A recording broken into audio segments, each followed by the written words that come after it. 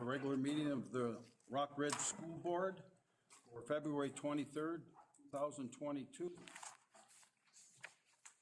If everybody will rise, we'll pledge allegiance.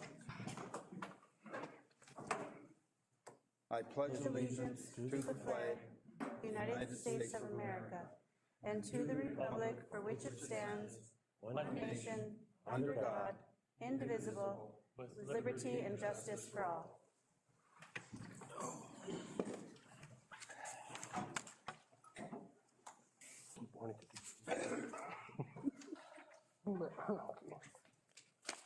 I know of two changes to the agenda. Item number 5.4,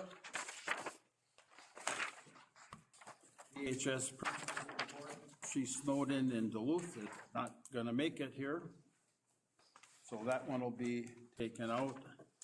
And at the end of the meeting, we have we'll be closing for a student discipline session. I have a question.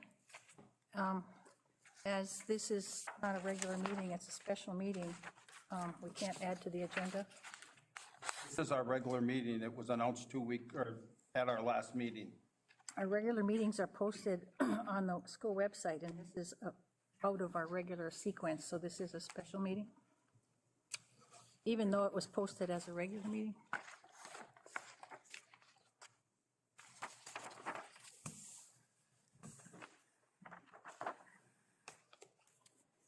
Our next our regular meeting would have been the 28th. Is that a Monday?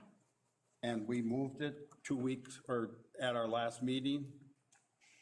We said that this was going to be our regular meeting for February.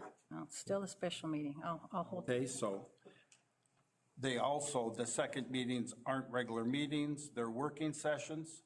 So in most cases, that's what they were looked at. So, I thought all our meetings Never did. were regular. okay. They're all regular. So do I have someone that would like to approve the agenda as amended? Support. Motion by Director Tamro, second by Director Schultz. Tim, can we before we move on, can we get a roll call vote for members that are not here? Attendance. Attendance, please. Yeah, I will do that right after this. I Okay, there you go. apologize. Thank you. All those in favor of approving the amended agenda signify by saying aye. Aye. Opposed? No. 6-1. Okay, I apologize. Roll call. Director Yuhan, Here. Director Schobert, Present. Director Tamro, Here. Director Schultz, Present. Director Addy, Here. Director Slurkin. Yes, here.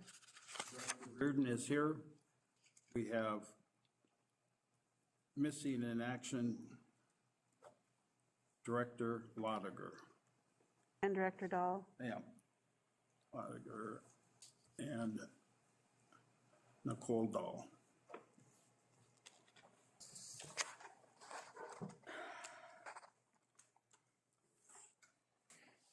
We have no visitor input tonight.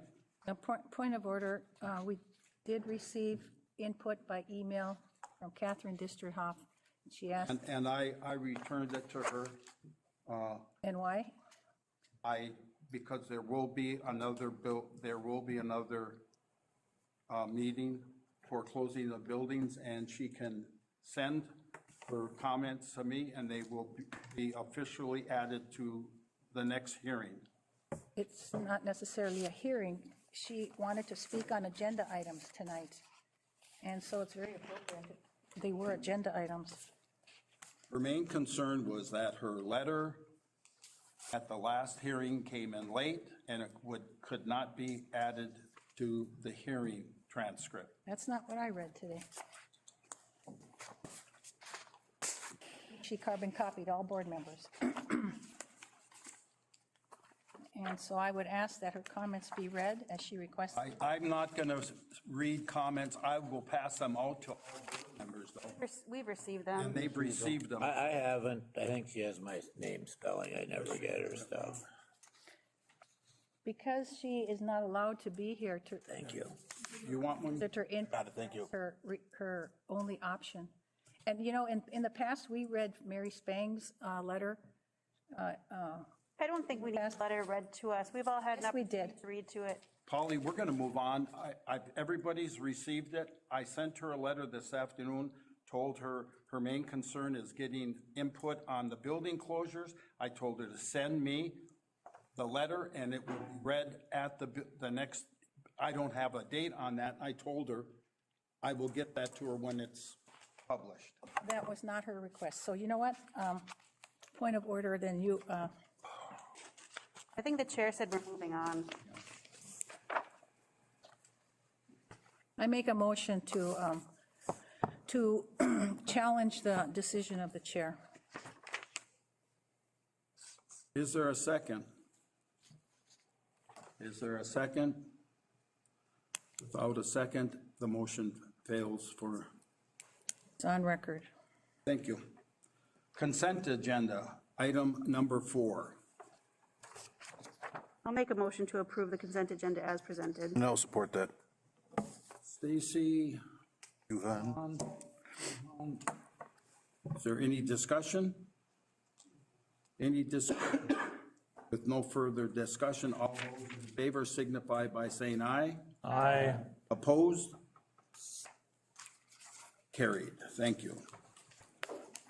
Reports and updates. Career Mentorship Program update by Kraus Anderson.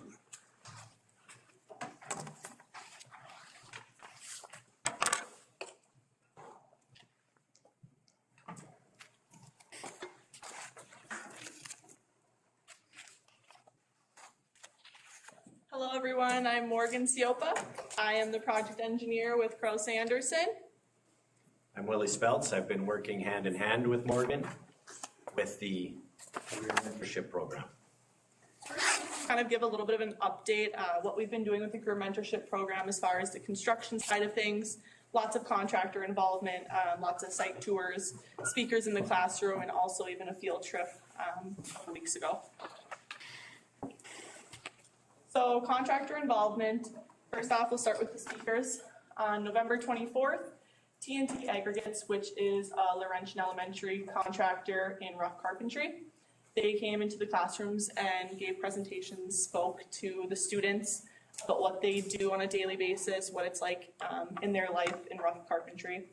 On the 3rd, Mulcahy Nicholas, who is also a Laurentian Elementary contractor, came and talked metal studs and drywall. They also do some carpentry. So they came into the class to kind of let students know what their life is like in that trade.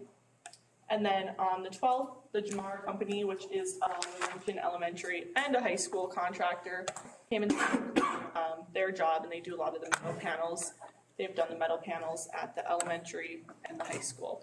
So it's really all about getting the students into the mindset of what's out there kind of before this great academy is built, so they are in that mindset and thinking about it.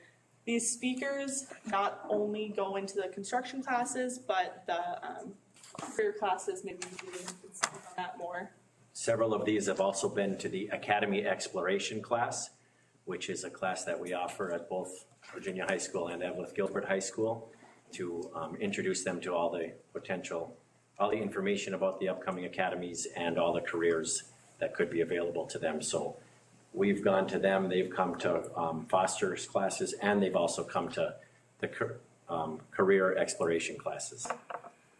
And then additional to the ones who have already came and visited, we had another contractor today, Superior Glass, and then the Jamar Company also got invited to come back and speak to the students. I'm guessing because they did so well. They had a great presentation. Here are some photos from it. They actually are the project managers that work on the projects, specifically the high school ones. So they're the ones here building the schools, putting in the work, and then they get to interact with the students as well. Tours, on October 19th, we had the welding class come through with an ironwork emphasis with Northern Industrial Erectors, which was your erecting company for the high school. They came and got to see the welding actually in process, the ironwork in process. there was some welding happening in the Performing Arts Center. So we got to see that firsthand, and then got to see the building as a whole as well. On the 2nd of November, we had a couple English classes come through, which was a fun one because they weren't your typical construction students, and it was a younger group of students. They came through for some writing inspiration. A lot of times it's hard to think of your inspiration in your head, so they actually got to walk through and see in real life, real time, what they were going to write about. I saw that writing, pardon me, there's some neat stuff in there. We'll get you the opportunity to see that. Yeah, and then on the 11th, they came back and actually toured the high school and did the same process. Throughout these processes, Chris Anderson, myself, and Willie have been working kind of hand in hand to make these things happen. So it's been a great collaboration between Chris Anderson and then the district as well. This was a big one. This was my favorite by far. The industrial technology field trip was a big deal, especially for this group of students. They had a lot of fun from what I could see. This was just on the 27th of January. This was our agenda for the day. As you see, the bus left at 8 a.m. sharp. They got to the Laurentian Elementary, and then we did a tour at the Laurentian focusing on St. Germain cabinet work. Then we toured the high school. Then they head down to Duluth and had a nice lunch and toured a couple facilities. So this was the Laurentian Elementary site tour. They had the St. Germain's emphasis. Some of St. Germain's work would be the wood paneling in the heart, the casework throughout the building, and also the countertops. There's some pictures throughout. Some of the students even tried out the new playground as well. Next up was a high school site tour. This was just a general site tour. We spent a substantial amount of time there. We split it up into 4 different sectors: athletics, the learning neighborhoods, performing arts and the arts, and also the CTE spaces. And we had 4 rotating groups going through, walking through the whole high school. So they really got to be immersed in the atmosphere and see what was going on all different levels. Oh, I'm sorry. After that, they had lunch at Pizza Ranch and then came to tour the facilities. One of the facilities they toured was St. Germain's Cabinets. They have a really great manufacturing facility built right onto their building in Pike Lake. So they focused on manufacturing, project management, estimating, and engineering. We actually got to go in and see the manufacturing. We got to talk to the engineers and the estimating department. They really shed light on how they got to where they were, whether that was through college or right out of high school, you know, kind of starting from the bottom and working their way to the top. Those were valuable stories, because both avenues were there. Those were great stories. This is more of the estimating and engineering side, explaining where they come into the process. This is more the manufacturing side of things as well. Next up was the Tongue and Groove store. Fun fact, the Tongue and Groove store owners actually, one of them graduated. I was going to say the same thing. One graduated from Virginia and one graduated from Evelyn Gilbert. So it was kind of called themselves, we're actually Rock Ridge too. Yeah, so they were the original Rock Ridge, I guess. Yeah. But that was a really fun facility to tour as well. They do really great. We really focused on the manufacturing aspect, finishing, and then sales. It was cool because they kind of take a different approach on things. They don't do a lot of advertising. Their work speaks for itself. They're so busy. Yeah. They can't advertise. It was incredible how busy they are. So that was a fun perspective to hear from as well. Here's some more photos. And also we had some WDIO interaction thanks to Willie. Yeah. So it was covered on the news as well. So they were there kind of following us around and getting to see what the Rock Ridge Career Academy model was like. Renee was great on that.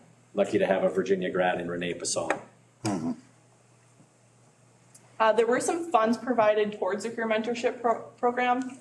Mulcahy Nicholas donated some funds for additional safety equipment, and St. Germain's also donated some money for the coach bus and the lunch to make that day kind of a fun experience for the students. So One thing that has really stuck with me that Greg Foster kind of shared with me is, you know, the athletic students, the arts, like as in the choir and band students, they get to go on these fun trips and do these fun things and go on the coach buses, but shop kids don't necessarily get to do that. So it was really a fun experience, and I actually got to tag along with them and see their faces and see them, you know, asking questions about it. So it was a great experience for everyone. Starting soon here will be the varsity softball field dugouts for the construction builds. So that will begin fourth quarter, March 31st, 2022. Weather dependent is when they will begin on site. We also will be having a podcast tomorrow. Myself, Willie, and then Paul Knoll, the high school project manager, will be doing a Kraus Anderson podcast talking about the Career Academy model, the career mentorship program, student construction projects, and a few other topics. So we are doing that tomorrow as well. Can I ask what platform will that be available on? Patrick, do you know what exact platform those come out on? Yeah, we'll have a link Oh. you can play it on. Yeah. Perfect, thank you. And we can provide that link to Stacy to send out to everybody. That is all I had. Do you guys have any questions for me? Morgan has been a great conduit, pardon the pun, conduit for me to get speakers into our Wednesday classes, to get our students from Jill Clennan's college level public speaking, researching professions out into the field. She's been a great resource for us, so I appreciate that, Morgan. Yeah, it's been great working with Willie as well on this, and I think it helps to have someone from both sides of the perspective to kind of really make it work. So, thank you. Thank you.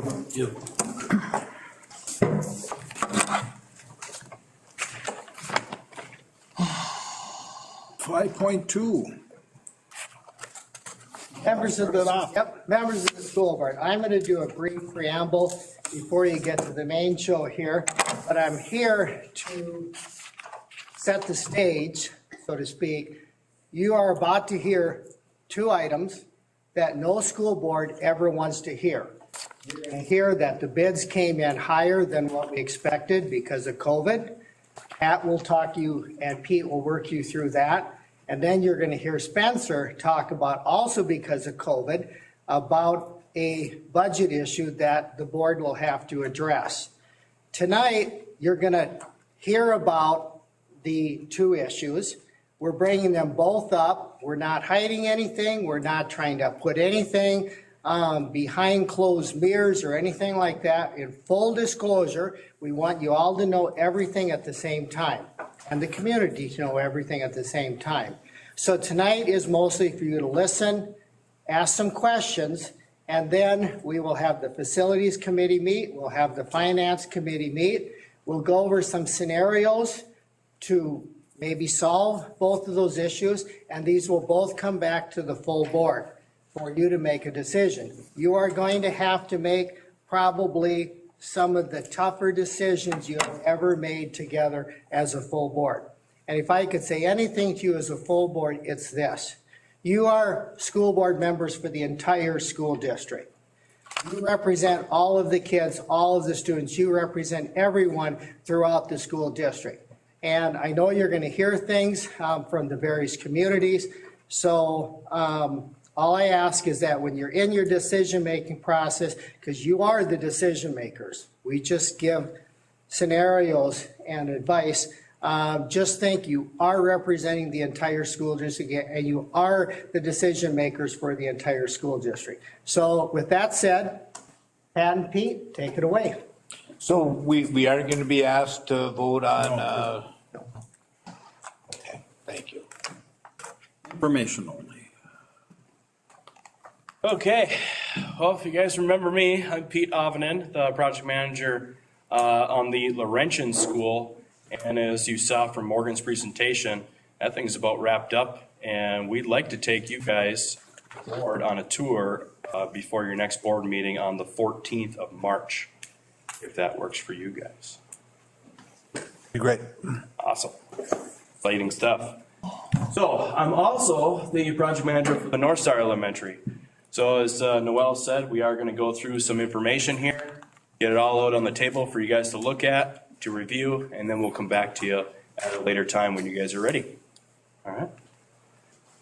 So our typical agenda for after estimate or bidding process, we give you a recap of our estimating process, where we're at, and then also go through the bid results, go through our typical key questions, answer those questions, compare budget versus referendum budget, and then we have some course of action to go through for you guys to review tonight. And then on the conclusion, we're not going to be asking for approval tonight, as Noel mentioned, but any questions that you guys have, feel free to stop us anytime and ask those. All right, so section 1, the process. We are through the pre-construction and we're on the bid award phase. So we actually sent out the bid package, got our bids back, and we reviewed those, and we have a final budget. In the bidding phase, bid packs tonight. So section 2, bid results review. So now we're getting into the nuts and bolts. Our key questions are the design and the budget in alignment. If not, why? And if not, what do we do to align those? And then we could scratch number 4 that was going to be. So are the design and budget currently aligned? The answer is no. There is a misalignment of about $6.7 million. If you notice from the CD estimate, we were about $1 million over at that time. Then we went through some value engineering items, and then we had a state plan review during that time period, and we didn't gain any ground there. Overall, it was a wash. We got 0 change. So we stayed $1 million over. Then the bids now are 6.7.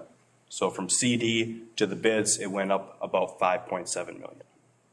Does that make sense?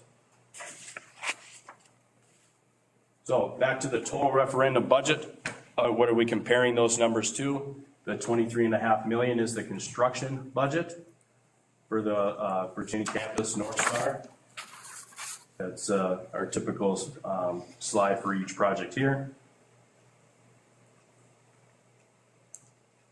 So again, the revised referendum budget was 23.5. Bid package results came in 30.2. That's the 6.7 deviation. Hey, could you tell us what were the revisions to that 23.5 million? Was it revised up or down? Yep, it went up. So good question, Paul. I meant to actually go through that. So originally it was 21.5 million. We added 1.5 million for deferred maintenance funds to work on the existing gym, and then another 500,000 from additional revenues brought in from the board.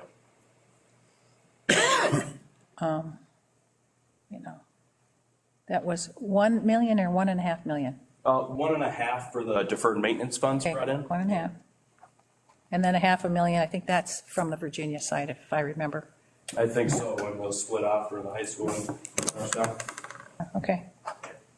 The bulk went to the high school and then the remaining. All right.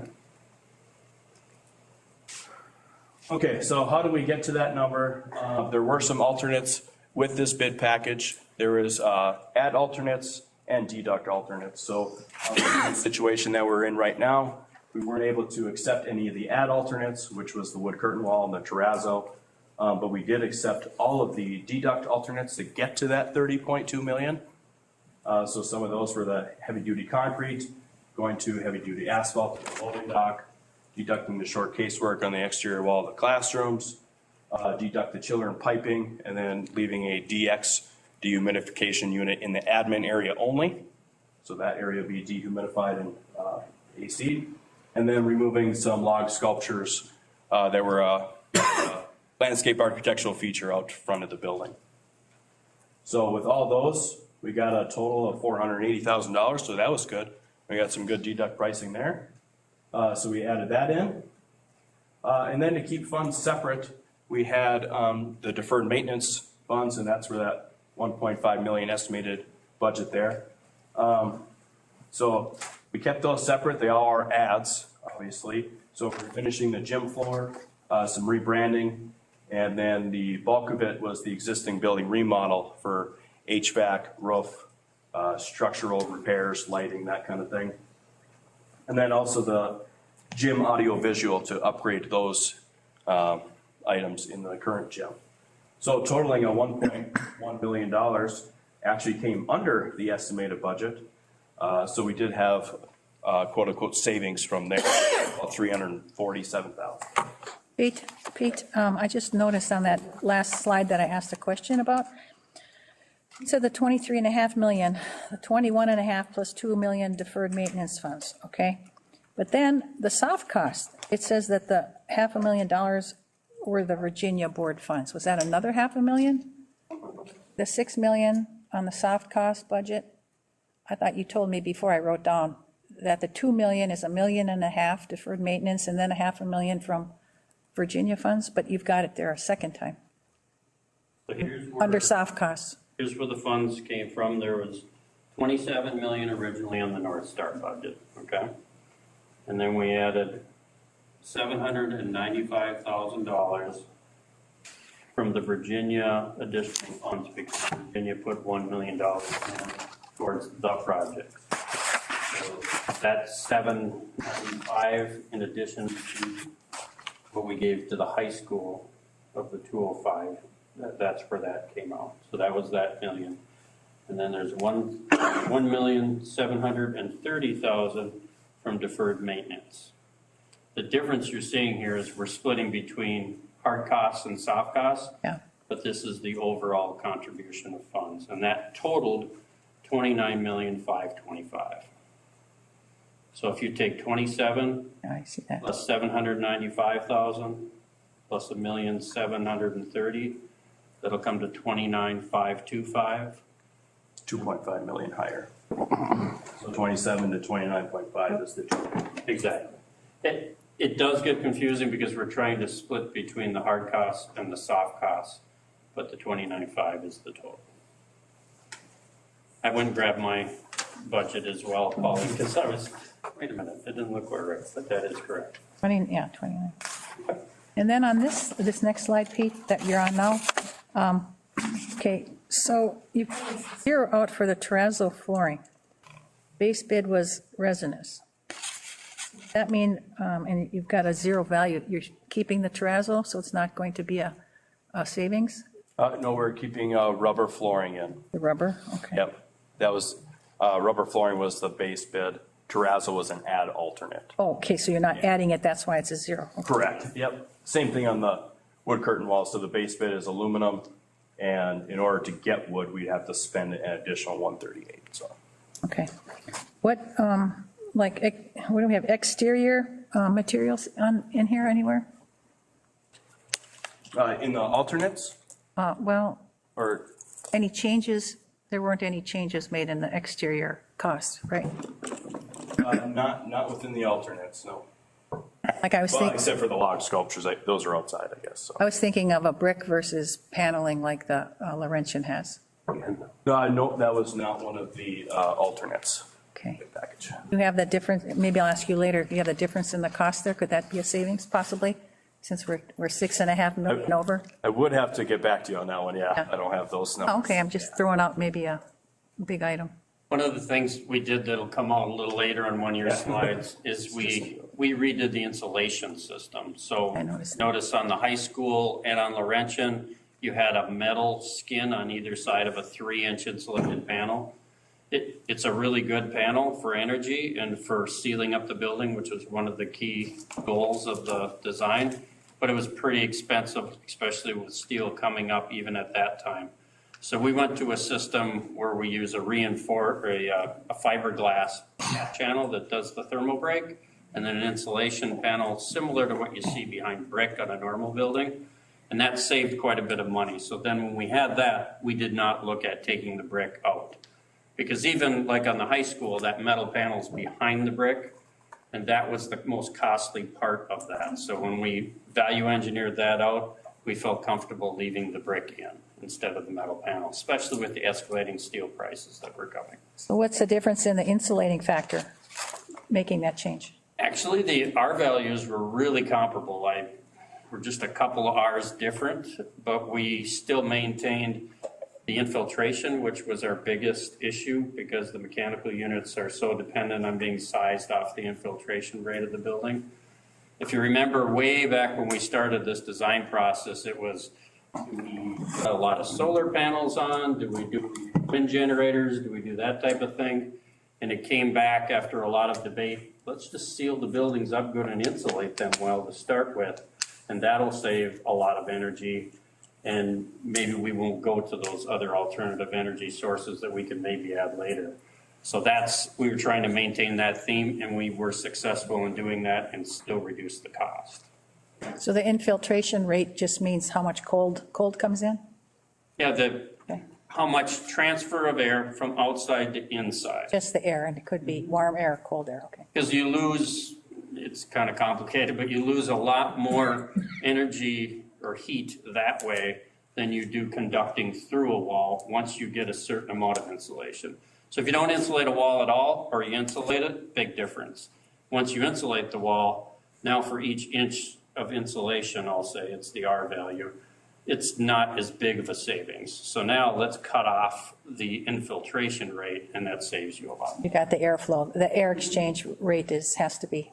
Right.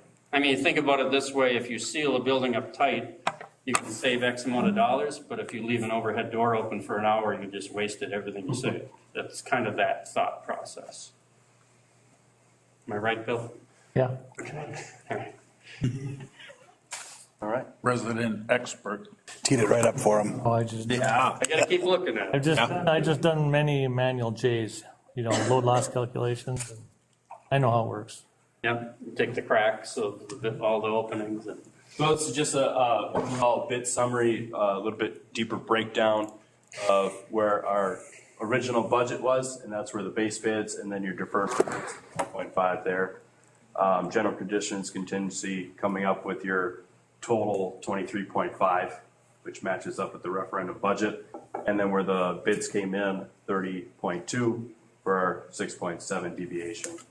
And then with that, because you saw on the previous slide with the owner soft costs, that was the budget. Soft costs went up a little bit due to some percentage of fees. When the hard costs go up, soft costs go up. So that was another 500,000 there. So there's your 29.5 that we talked about, and total of 36. Question, is the deferred maintenance category, is that long-term facilities maintenance funds, or is that a capital budget fund? LFTM, I believe. I believe so. Yeah. Yeah. Yes. LTM. Is there just refresh my memory, a separate fund is like for capital things, and then is there another fund for that's reserved too for improvements? Yes, so there's kind of three separate. There's a taconite fund that is used for maintenance of the buildings. That's a separate fund that comes in. And then there's the long-term facility maintenance fund, which again are for long-term facility maintenance. And then there's the capital fund. Capital funds. And those three are what's in Fund 5.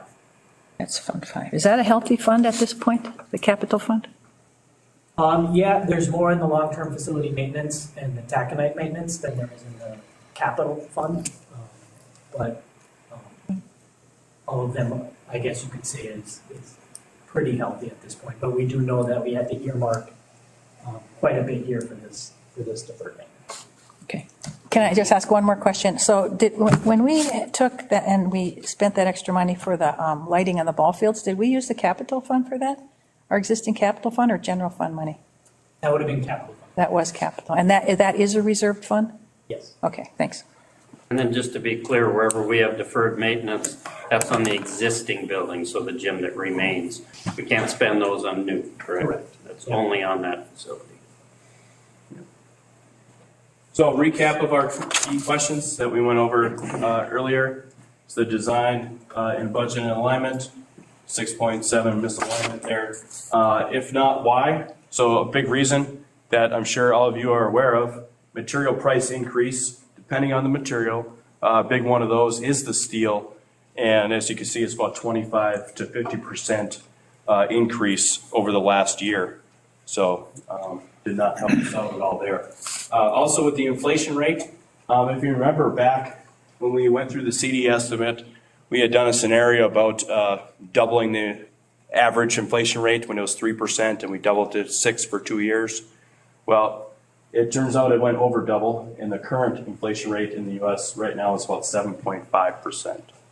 Now, maybe that's changed since I did the slides, but that's when it was when we did the slides, so. Depending on how you calculate, it could be 13, 14%. Exactly, yeah. It's even worse, right? Yeah. So if not, how do we align?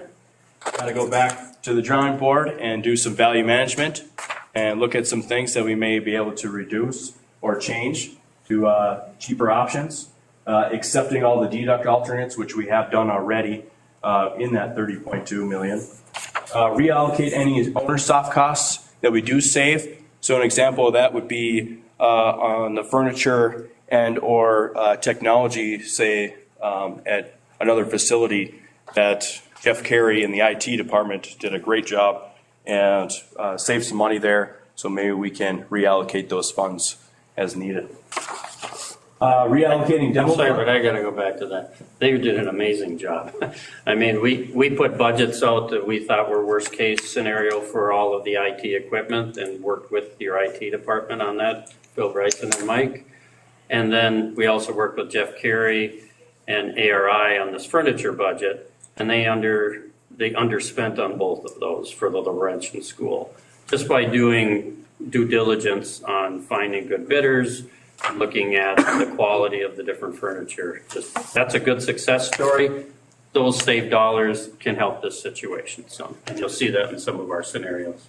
And as long as you're on that topic, I think in these meetings, you said that we came under budget at the Laurentian in total, from what our whatchamacalls were. But how much did we save, so to speak, or come under budget on the Laurentian? Yeah, we haven't totally closed out Laurentian yet. There's a little lag in the actual charging. So I don't want to say a dollar amount right now because we're in the process of doing that closeout. When we come to you in the quarterly update, we'll have that dollar figure for you. Okay. It's not a tremendous amount of dollars though. And initially we were under budget on our hard cost bids because we really had a good bidding time for that. But then we had some additional costs for rock and that type of thing that spent some of that down. So, okay, Yeah. Get that to you on the quarterly report. Another item, reallocating demo funds as we see fit or whatever works, and then also pursuing other sources of revenue. However we decide to do that together. So why are we not aligned? I think we kind of hit that. As far as material price increases, just wanted to show a little cost comparison here from the Laurentian total costs and the North Star bids. So Laurentian total costs right now are sitting at about 26.1 million, which gives us a dollar per square foot of $294 a square foot. And then we look at the North Star bids, and we are sitting at $438 a square foot. Previously, like I said, when we reviewed the CD estimate, we were needing to hit that $340 a square foot mark or less to stay within budget. That's the 23.5 million referendum budget versus the square footage of the building to get your dollar per square foot.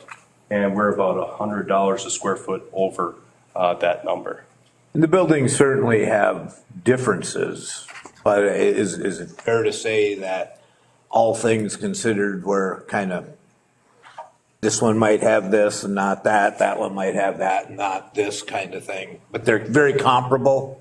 Each facility has their own special features, you know, depending on where they're located and downtown and that kind of thing. But yes, they are very comparable buildings. And actually, the square footage, remember the Laurentian has the gym included in this. And then if we include the 11,000 square foot existing gym that we're looking to remodel, we'd be up about 80,000 square feet. And then about half the kids, so. The key thing that we wanted to show by this slide is this is pre-COVID and post-COVID, and it's a big difference. It isn't just, well, let's go into the materials first. Yeah. As you're on this slide. Yes, This just came out in February from the EDC, so this was very timely.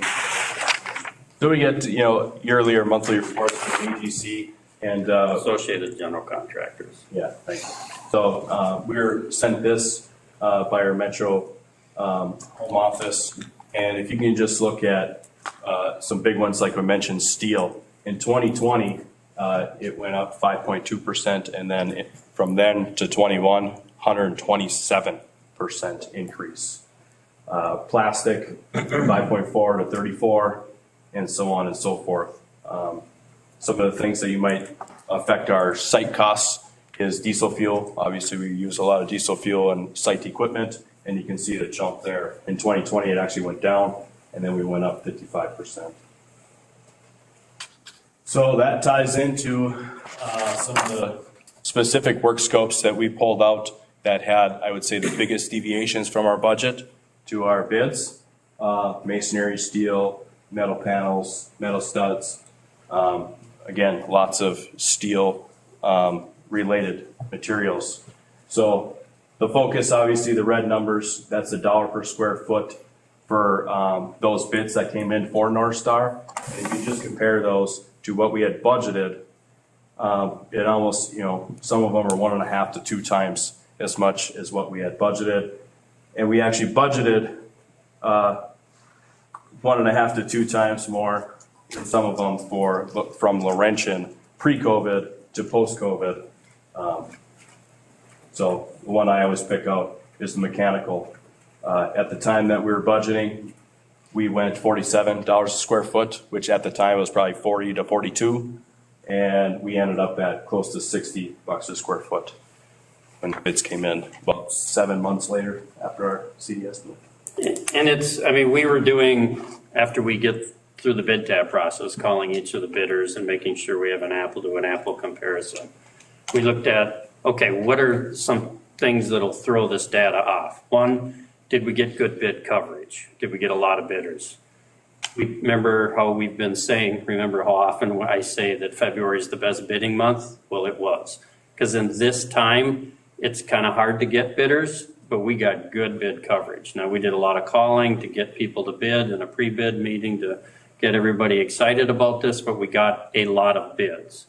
Then the second thing is, do we have super high and super low numbers, which gives you an indicator that maybe the bid documents weren't overly clear, maybe we didn't do a good job on work scopes, maybe the design team could have done better on the drawings.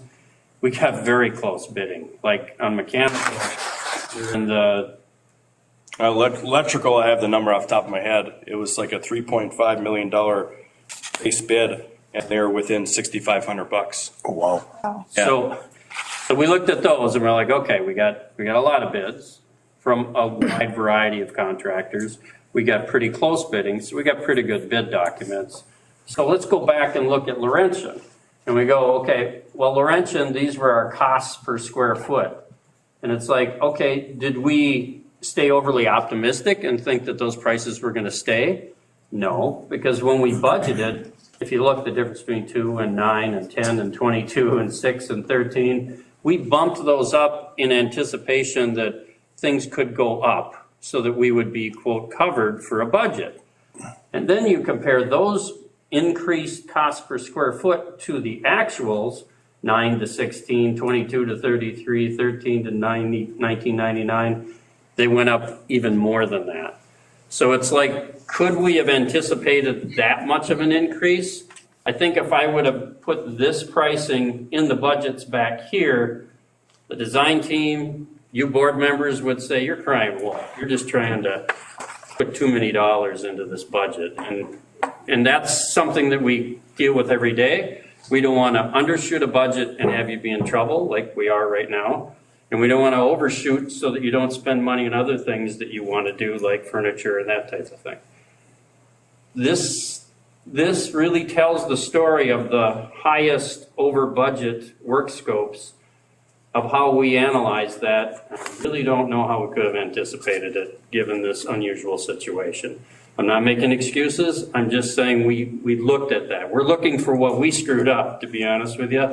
I don't see it here. Just wanted to say that. Okay. Do you have any bidders that won't guarantee pricing for that time of delivery? I mean, there's things that it might work that say Right. you're out till 23 or 24, and this is an estimated price, we can't guarantee pricing? You bring a very good point up. The answer is no, because the way our bid documents are set up to protect you is they can't do that. But you're onto something. So if we raise them this much and they raise them that much, there is a certain amount of, hey, I can't get my supplier to hold his price, but I got to hold mine.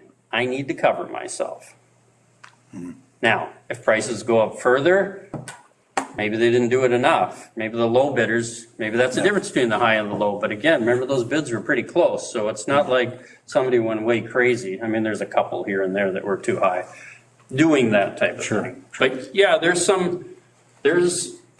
is insurance policy built into those numbers. That is true, because they're taking a lot of risk. Yeah.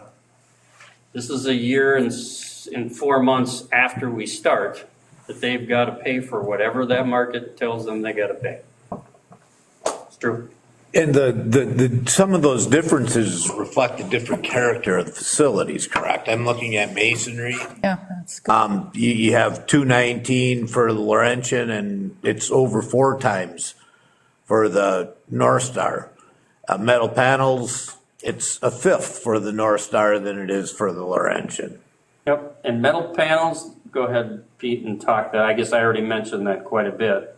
Yeah, That's where we on. changed the insulation system. So it went from $20, we took it down to 4.68, and it came in at 9.43. So this 9 compared to that 20 is half of what Laurentian was. We saved some pretty good money by that redesign idea that I have to give credit to Cunningham Group. They came up with that. And to answer your question on the masonry, on the Laurentian, it was essentially just CMU on the interior, actually, that you don't even see, and then the cast stone around the base, where our North Star is a brick building, so you have all that brick veneer, and those cost more than CMU.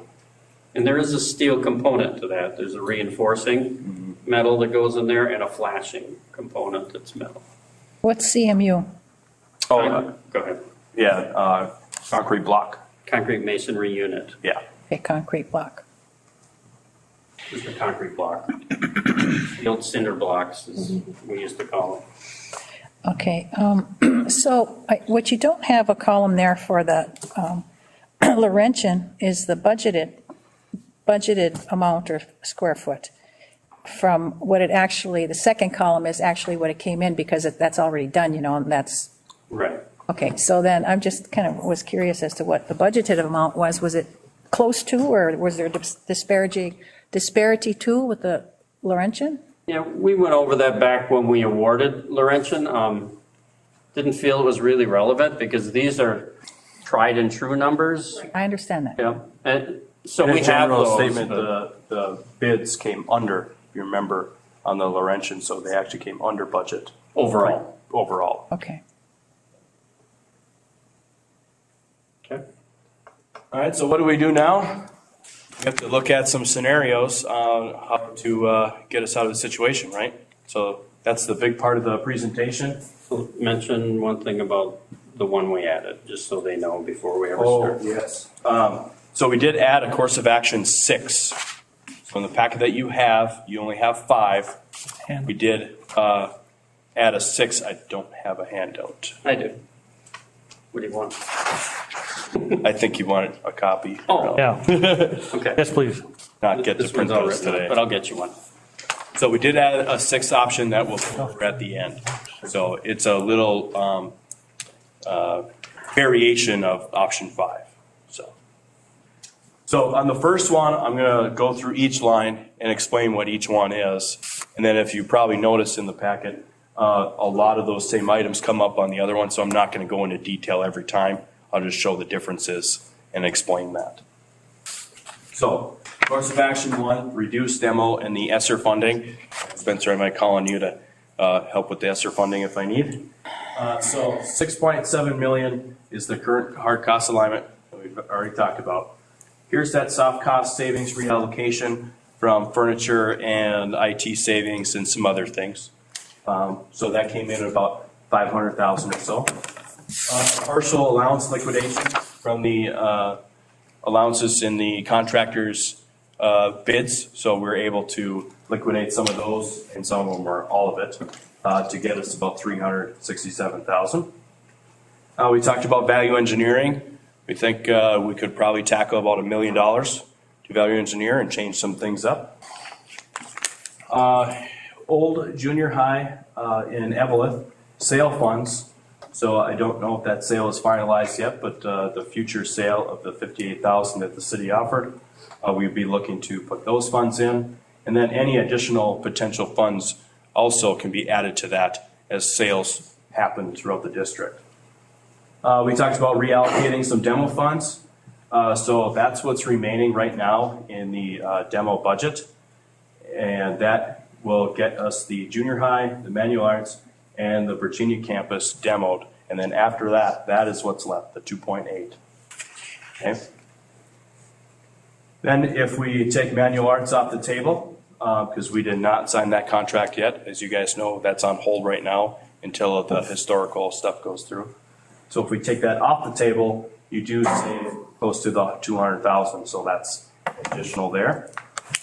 And then to help sale over in Gilbert, to make it more sellable, talked about demoing just the northeast part, the oldest part of the building, the old science wing, some people call it, where the pools and gyms are, or I shouldn't say pools, pool. So we estimated about $400,000, did some scaling, and about $10 a square foot.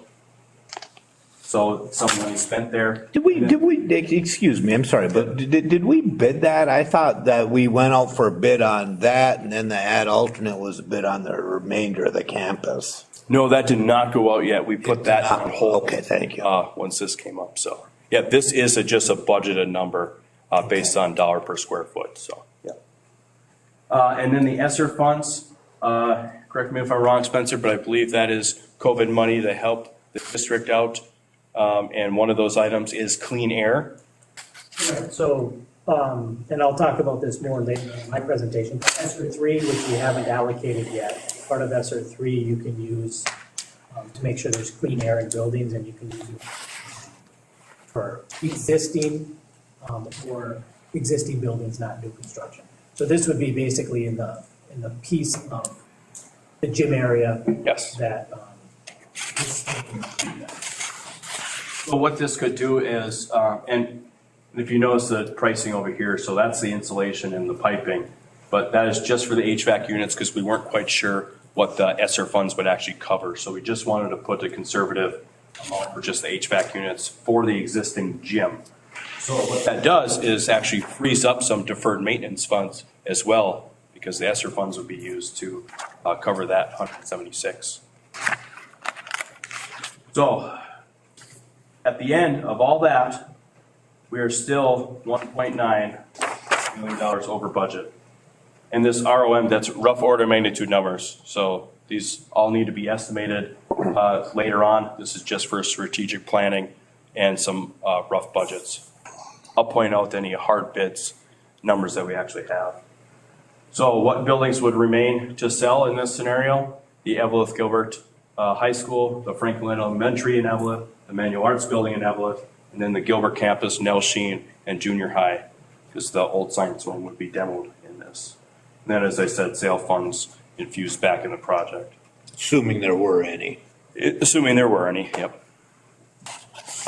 So that's course of action 1. And like I said, all these items, most of them are on the rest, so I'm not going to go through each one.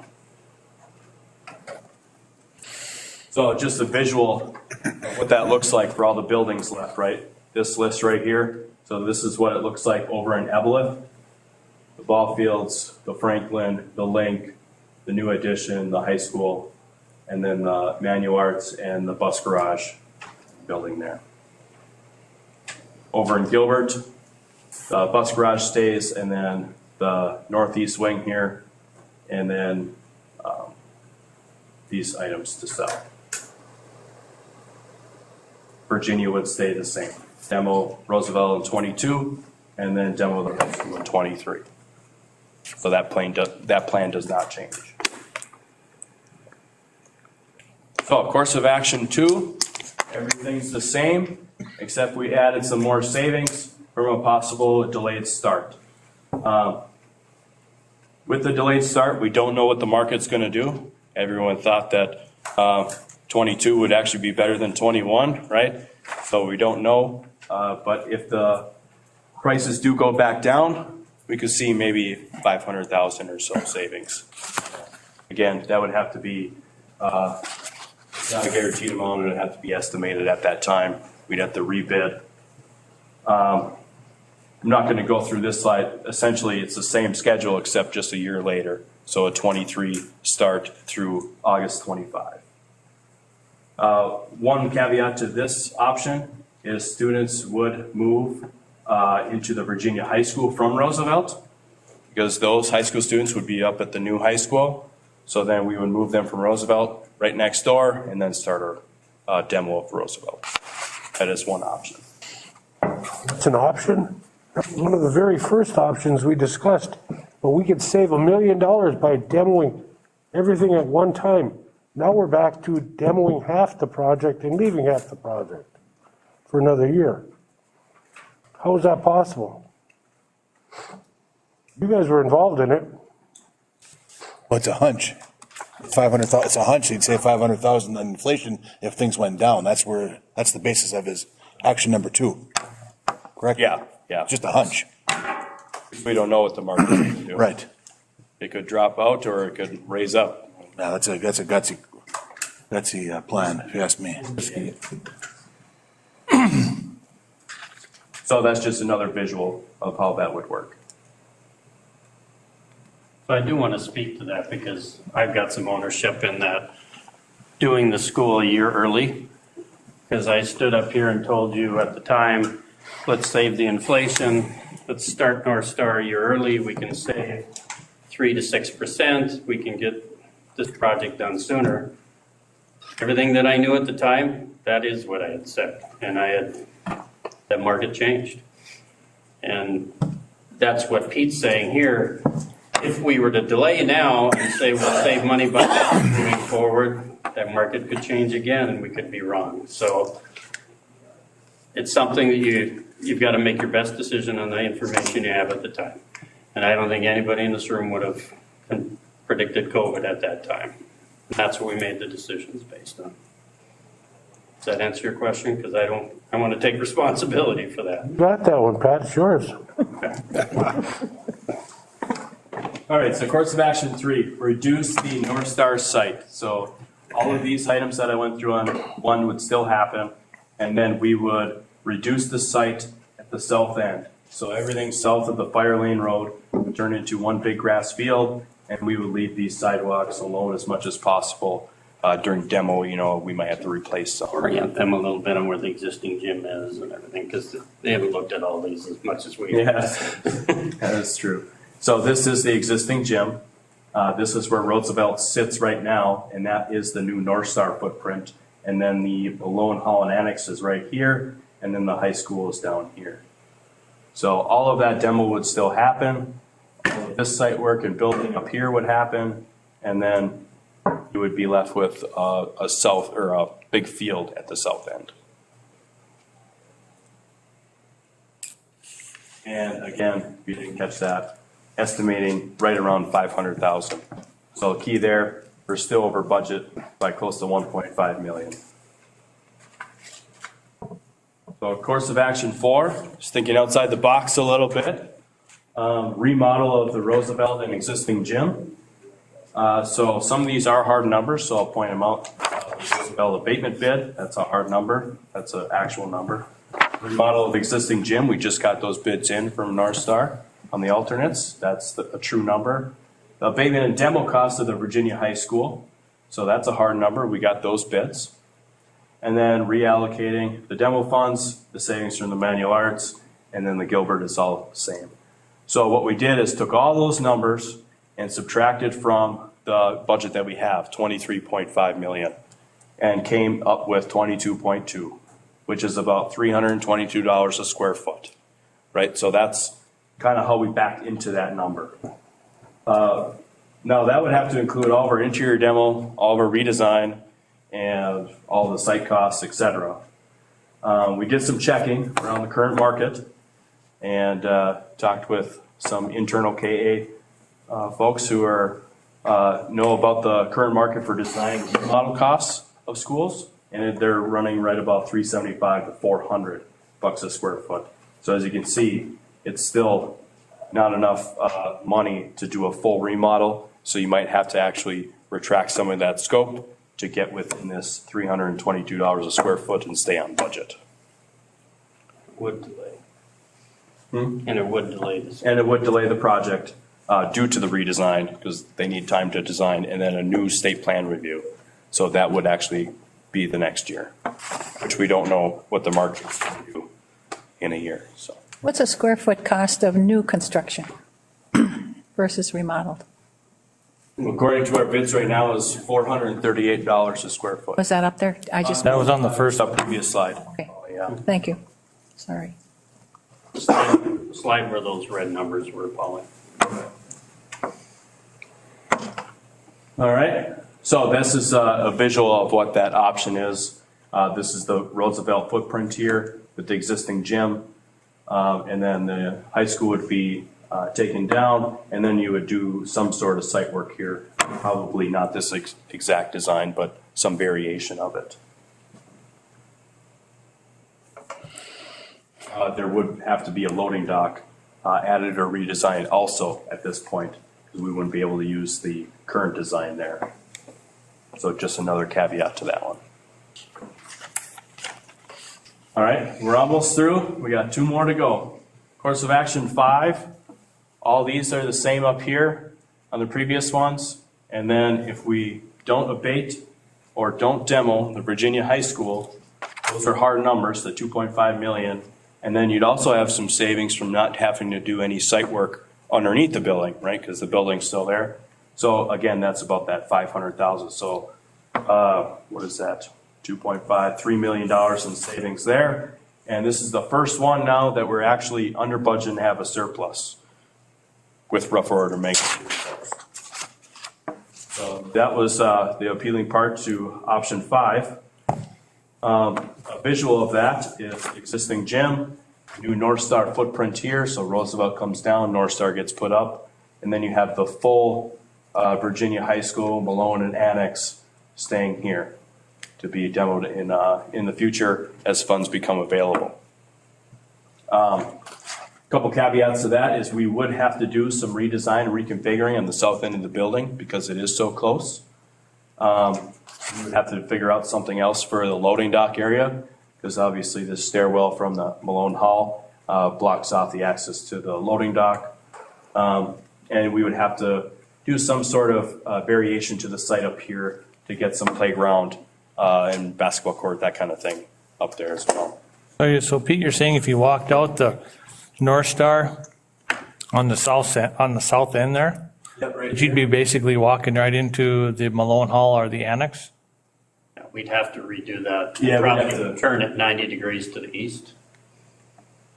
Well, I mean, this is a hill and that's steps, so they would have to all come off and probably wouldn't have any kind of, well, we'd have to do some kind of exit up the patio over here. Yeah. They'd have I mean, I just don't foresee that as the option. I would be in support of taking the annex in Malone Hall and off and then kind of redesigning that area. I mean, how much does it cost to take that Malone Hall? You brought that up. That's a Bill, what a I segue. mean, because I just. Pay him to say that? Huh? What a segue. The insight. Give it to Well, I know, I just don't foresee that as good construction to leave a Thank you. building there. The latest option that we came up with, Thank you. that you didn't have in your package before, because we started talking about that, like, how do we leave this thing here? And we'd have to redesign the south, we don't have a loading dock, what can we do? Well, if we demo the Malone Hall and Annex out of the original VHS remains there. So roughly about $750,000 to take that out. It's about 80,000 square feet. Our typical budget right now has been about $10 a square foot. Drop that down a little bit because it is a newer addition. So there's probably less asbestos and abatement to do. So it's running about $9.40 to $9.50. So adding that money back in, we still end up just under budget with a surplus of funds that could be used somewhere else and reallocated up into the project. The other option, or the other part of this option that wasn't as clear in blue, is actually taking that manual arts building down then. So this number would stay the 2.8. So the junior high, manual arts, and Virginia campus all come down and have that 2.8 right there. So what does that look like? Bear with me with all the colors. We got our existing gym, our North Star footprint, and then this right here in red is the Malone Hall and Annex that would get removed. And then the original Virginia High School building would stay right here.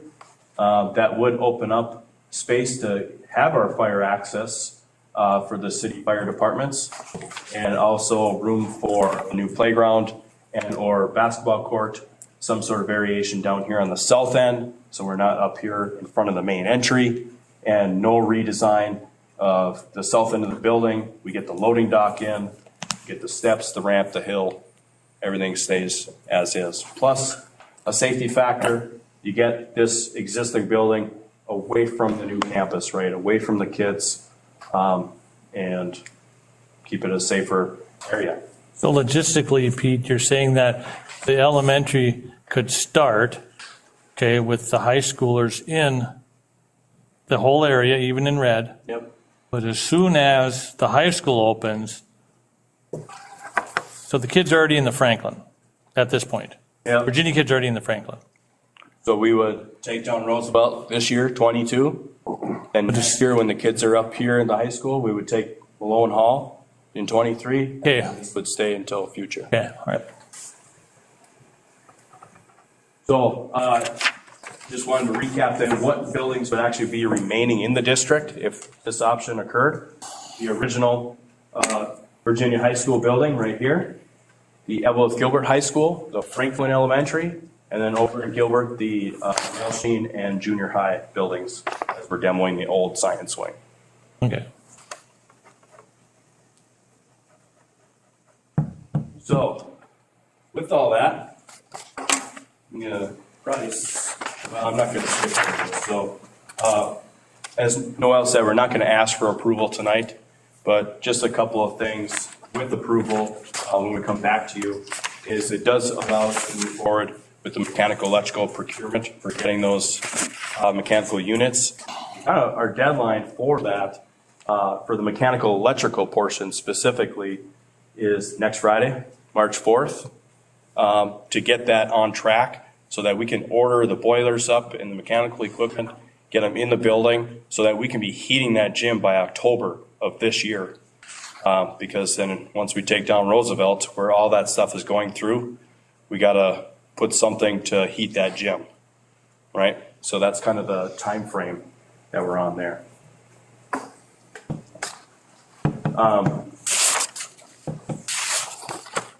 Bids are good for 60 days, just so you guys know. So April 3rd, because they were due on February 3rd. So they're valid until April 3rd. I have a question.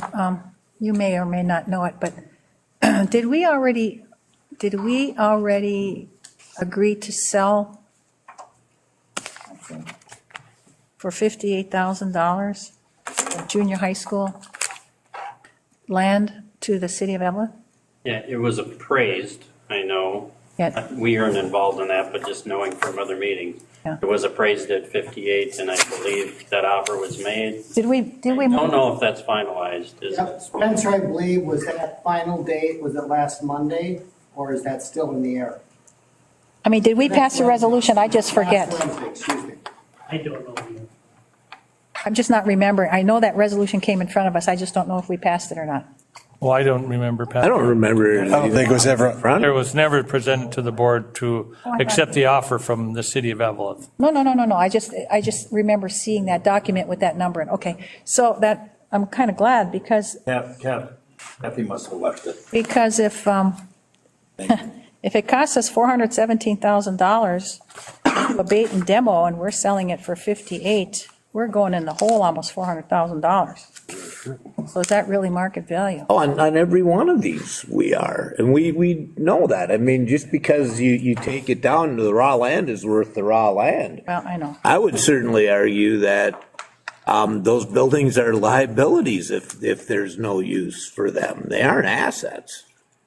Well, Paying on insurance and other utilities. And I mean, it's going to be, when you look at the way this plan was set up to leave the Gilbert campus, minus the science wing, leave the Franklin, leave the Virginia, all boarded up after we leave is a huge liability in itself. And I think just because of COVID is kind of, and I know what COVID's done to my business, that we should be seeking funding, from the state to say that, hey, we got this big dilemma. we can't be the only ones in that boat. Yeah, we can't be the only ones that are building a school in Minnesota. There are 3 districts in Minnesota that have been working on new construction since COVID. And we're all facing the same situation. Ely, Rock Ridge, and there's another school district in, I think, southern Minnesota. So maybe there's something we can ask for from the legislature. I mean, we really need to explore that option. Absolutely. Stay there. Because to leave these buildings would be doing a disservice to the citizens that voted for this, and the fact that, yeah, it was beyond our control, but at least we can do due diligence to try to find those funds to take these buildings down as we promised. Not to mention. So with us not asking for approval on bids tonight and coming back to you guys, this does give you more time to decide what a course of action you might want to take, or maybe a new course of action or a variant of these. These aren't set in stone, right? You can come up with anything you want. And then we could be there to help you guys figure that out too. Call us, ask us questions. And then part of that is additional funding sources. Gives you some time to wrap your head around how we want to go forward getting those extra funds too, right? Yeah, I mean, I'll put it out there. I'll have a hard time supporting, robbing every dollar that's left in the demo funds to, I mean, we got to do something. We got to do something, but to me, that's just the easy way out. There's this pot of money here. I'll just leave these buildings and use that money for the construction, but we've told a lot of people that we don't plan on leaving a bunch of problems behind us. Well, that's been part of our conversation since the start, is that we didn't want to leave these empty, vacant buildings For sure we have. for the cities. Yeah. I think the conversation and the referendum was that we would take these buildings down if we, If if people didn't want to buy them. Yes. It was budgeted, take them all down. If we were fortunate enough to repurpose any of them, that would be money coming back to the budget. The one thing some of these course of actions allow to is allows to get the new building off and running and started, and then looking for those additional funds to take down the buildings at a later time instead of trying to get funds for the new building. Make sense? I'd like to see the buildings come down while Kraus Anderson is still here. Thanks, Bill. Okay? While you're still here building, because like I worry about, you guys are gone and now we got these buildings and now we got to hire somebody to come in and they're going to look and said, not to say that you guys are doing a fabulous job here, but if somebody comes in and we hire somebody to knock them down, Kraus Anderson didn't abate them, now it's going to cost us more money because it wasn't abated properly and blah, blah, blah. And I just would like to see that you guys stick around to make sure that these buildings are taken down to your specs. Just because their cars are running out there, that's because it's cold. It's not because they're leaving. Oh, no. I'm just saying, I want you guys, we want to see this project through to finish, from build to demolition. So just we have a problem with the finances right now, and that's where this board has to figure out where we can get the money to get this all wrapped up as we promised the voters. I agree, and that's this board, not facilities committee, which I right, yeah. So earlier, this is too important to be taking recommendations from over half of where the majority of the board isn't even welcome to go listen to the meeting, the discussion, much less be part of it. That just would not be right. And just to get to our intent on when we put these courses of action together, the intent was never, we'll just leave those buildings up forever. The intent was, we're still going to be constructing for 2 years, right? Because we're not even going to start North Star till September because we have to bait and demo and then start and then go a year and 4 months.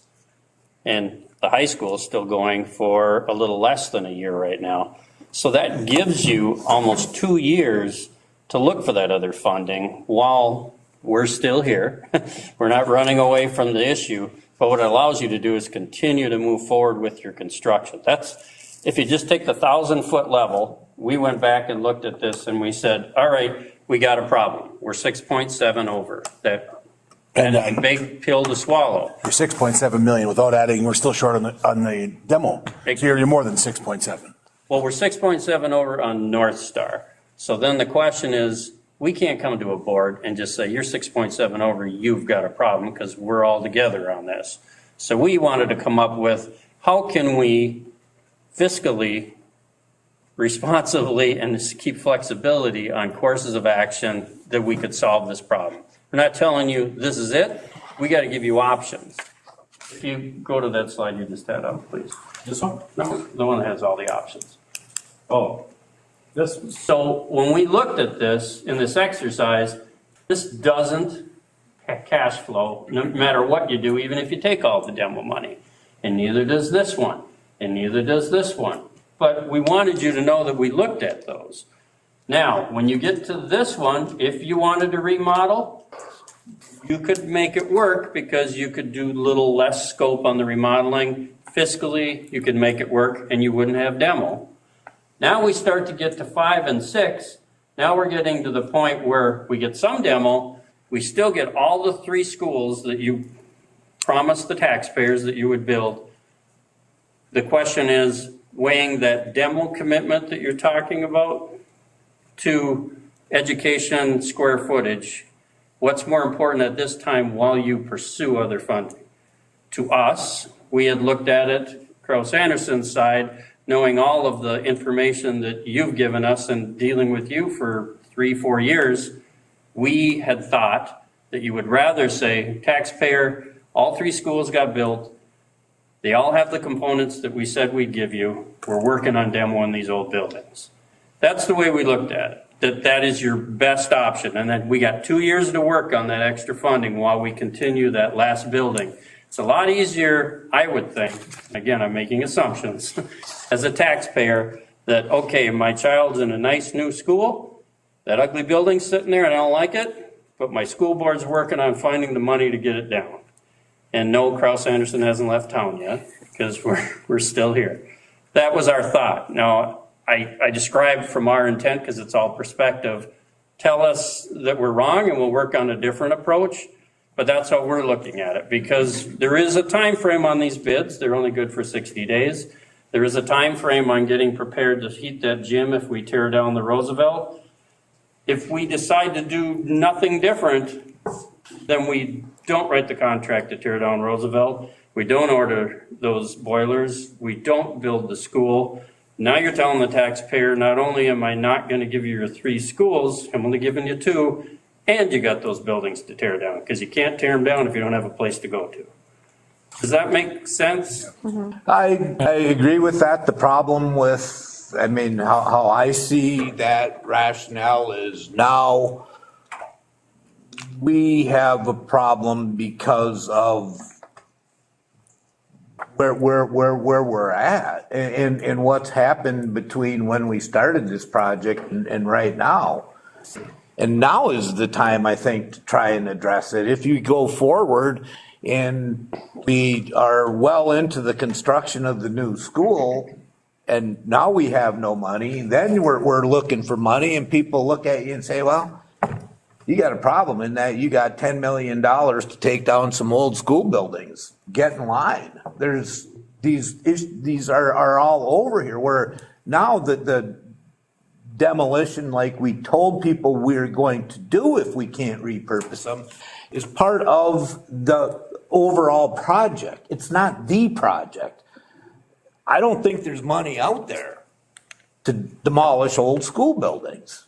there is money out there, hopefully, to help us through the pickle that we're in because of the current economic time. So which we're looking at it like this. You have a checking account with so much money in it right now, right? You have enough money in that account to build North Star with the bids you've got right now with this scenario. And you can still tear down Virginia, Gilbert's one wing, as well as the manual arts. So you got enough money to do that. I'm not asking you to approve spending money that you don't have. Now, what I am saying is, in full disclosure, we can do North Star and tear those 3 buildings down, but then you don't have the money to do the rest. And that buys you time on those other buildings to find other funds or do something different. It's just weighing the difference between new square footage for academics, or I'm concerned about that old building still standing there while we're working on trying to find that other funding. And if you say there's no funding, I'll believe you. I don't know that. I don't know that. Either way we do it, we're gonna tear down all the building, and we're not gonna build a new North Star. So we have that group of people saying, you let us down. Oh, we tore everything down. Or we build a North Star in some shape or form and don't tear everything down, and we're gonna have another group of people. It's, either way we lose, and we've got 60 days or until the next board meeting to start the ball rolling to try to find some extra funds. So Matt, what you were just saying is we should be looking for basically the additional funding for construction versus additional money for demolition is how you really want to see. That's how we need to look at it. It's the total I mean, right. what the voters approved was a $178 million project. Mm-hmm. Now we're at $190 million, and we're at least that we funded to this point, and we're at least, I think we're at least 12 short from there. So we got a $12 million problem. It's not just the 6.7. It's the 6.7. I agree with that as well. Plus the in January, you said we're at least 4 million short, or not at least. You said we're 4 million short on the demo budget. Yes. So the 6.7 plus 4, and I think the 4, frankly, is low based on how you're seeing other things escalate. The demo has not escalated like the construction, but what has happened is since we did the survey on the hazardous materials, we found more hazardous materials in the buildings, which raised. In Gilbert? Virginia. Right, well, Virginia, well, we knew that. Yeah, the terrazzo floors. Clarifying what you had said. Way up. Yeah, I guess you got a tough decision. We just want to help wherever we can. Is it easier to say to a taxpayer, you got a nice new school for the child to go and get educated? Or is it easier to say, I'm working on getting rid of that building, but you got that nice new school? Or you don't have that school. We'll worry about that. You don't have both, Yeah. That's not, pardon me, but it's not the construction manager. I understand. But that is, I have to know what your intent is so I can provide absolutely options that align with your intent. Yeah. That was what we had in our minds, or I had in my mind as we developed these. I think they've given us the options that we need to now, and then between now and our next board meeting on March 14th, to mull over and puts an action plan together of trying to find some additional funds. The problem with the 15th of March is we're getting to the window where we may not be able to get those boilers up and running. So Pat, March is the time frame that we looked at to get that answer, at least to order those boilers. And to order the boilers, we made decisions. So Pat, you're looking at the boilers for the gym to supply the heat, and the mechanical for the new North Star elementary that needs to be built. Remodeling the Roosevelt, I don't know if that would go over very well. I don't think anybody's interested in that. Huh? I can speak for myself. I don't think anybody's interested. Well, that's a good point. What can we rule out? Number 4. Yeah, I'm just saying, I mean, we promised them a new school. Okay, that's, and I get the Roosevelt remodel, I kind of get that. But what you're looking at for a bid for the boilers is, what was that cost? What was the cost to get the boilers rolling? Because I know the lead time on mechanical equipment is crazy. Have that separated. I don't have it broken out. But were you looking for an Approval on that? approval tonight on the boilers? No, what we were By March saying- 4th. Okay, so do we need to have a special meeting to do that in the time frame? If that's what they're saying, then. We do. We'll have to, if March 4th is the drop dead date, then that's what we'll have to do. I mean, what do we Can't look wait at? until the 14th. What are we looking at, Pat, for dollar amount? I mean, we know it has to be done, but what are we looking at? Well, Mechanical equipment. and I'm not hedging your question. I'm just saying that we have an all-inclusive mechanical bid. We either approve that entire mechanical package, or now we're going back and we've got to rebid if we just buy the boilers. You know what I mean? The bid documents say that we're going to award the full mechanical scope as it is on the drawings. So we can't really start picking that apart unless we do the competitive bid process again, because they could be taken advantage of. So you're talking boilers and air handling units and all that associated equipment with the mechanical? Or are you talking just the boilers? Talking the whole mechanical. Okay, all right. We didn't split it up. Okay, all right. And then with that comes electrical, because you got to feed the electrical on the basement as well.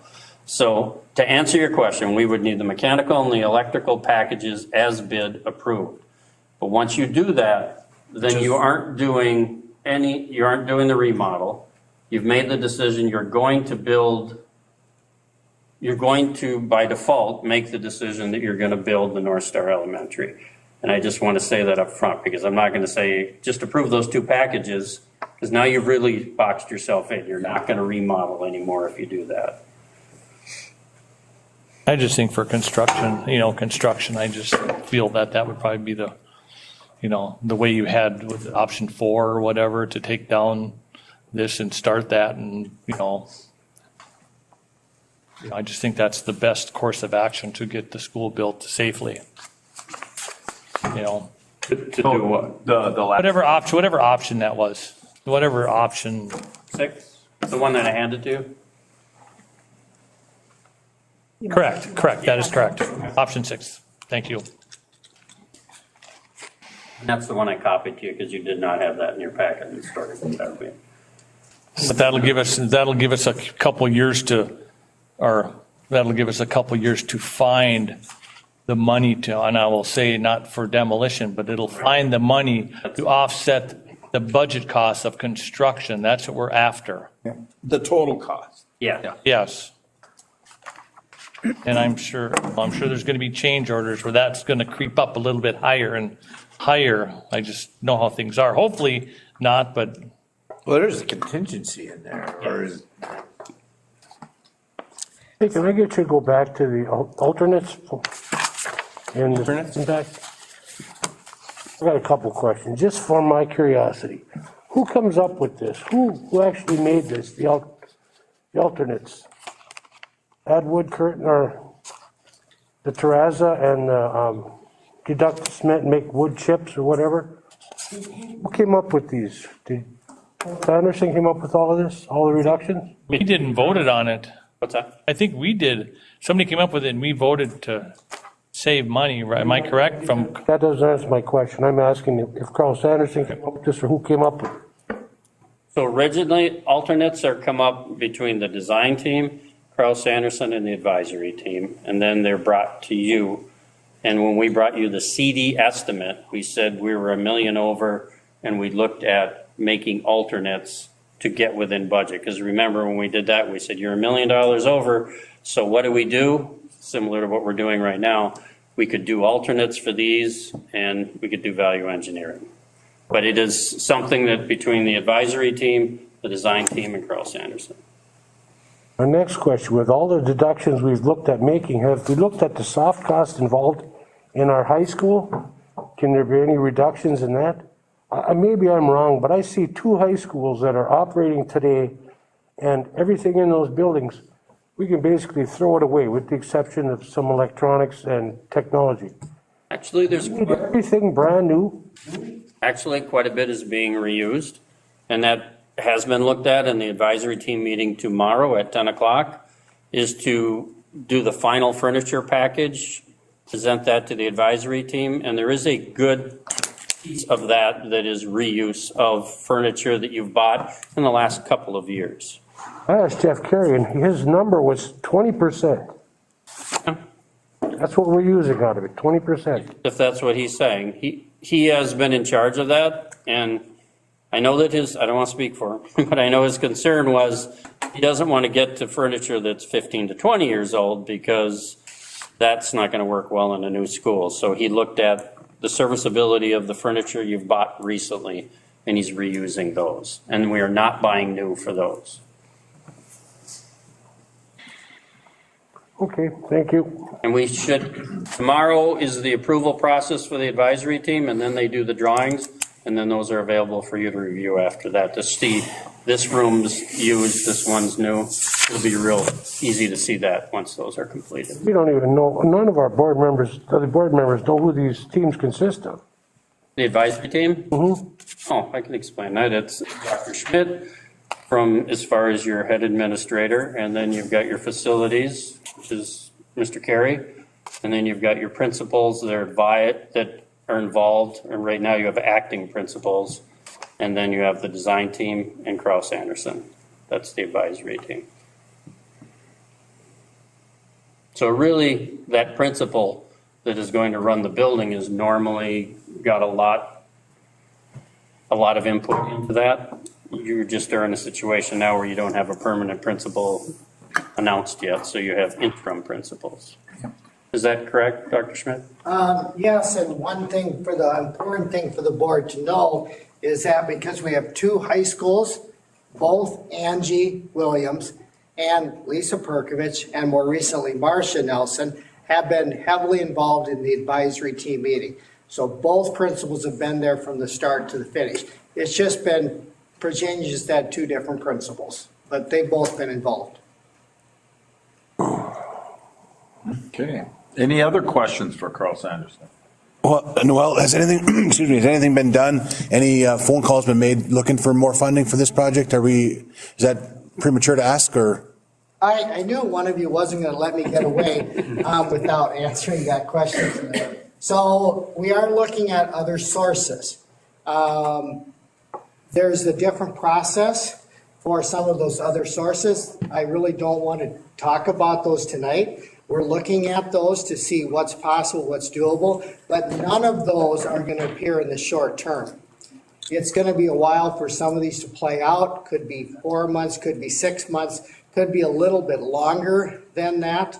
But they're possibilities, but you're kind of in a strange situation because Pat's asking you to make a decision. It's either go or no go on the Virginia Elementary School, the North Star. You will not know about whether we're successful in some of those other financial packages until a little bit later. However, based upon what you're hearing and what you decide as a board, we would use the money. It would make a difference in what is demolished and what is not.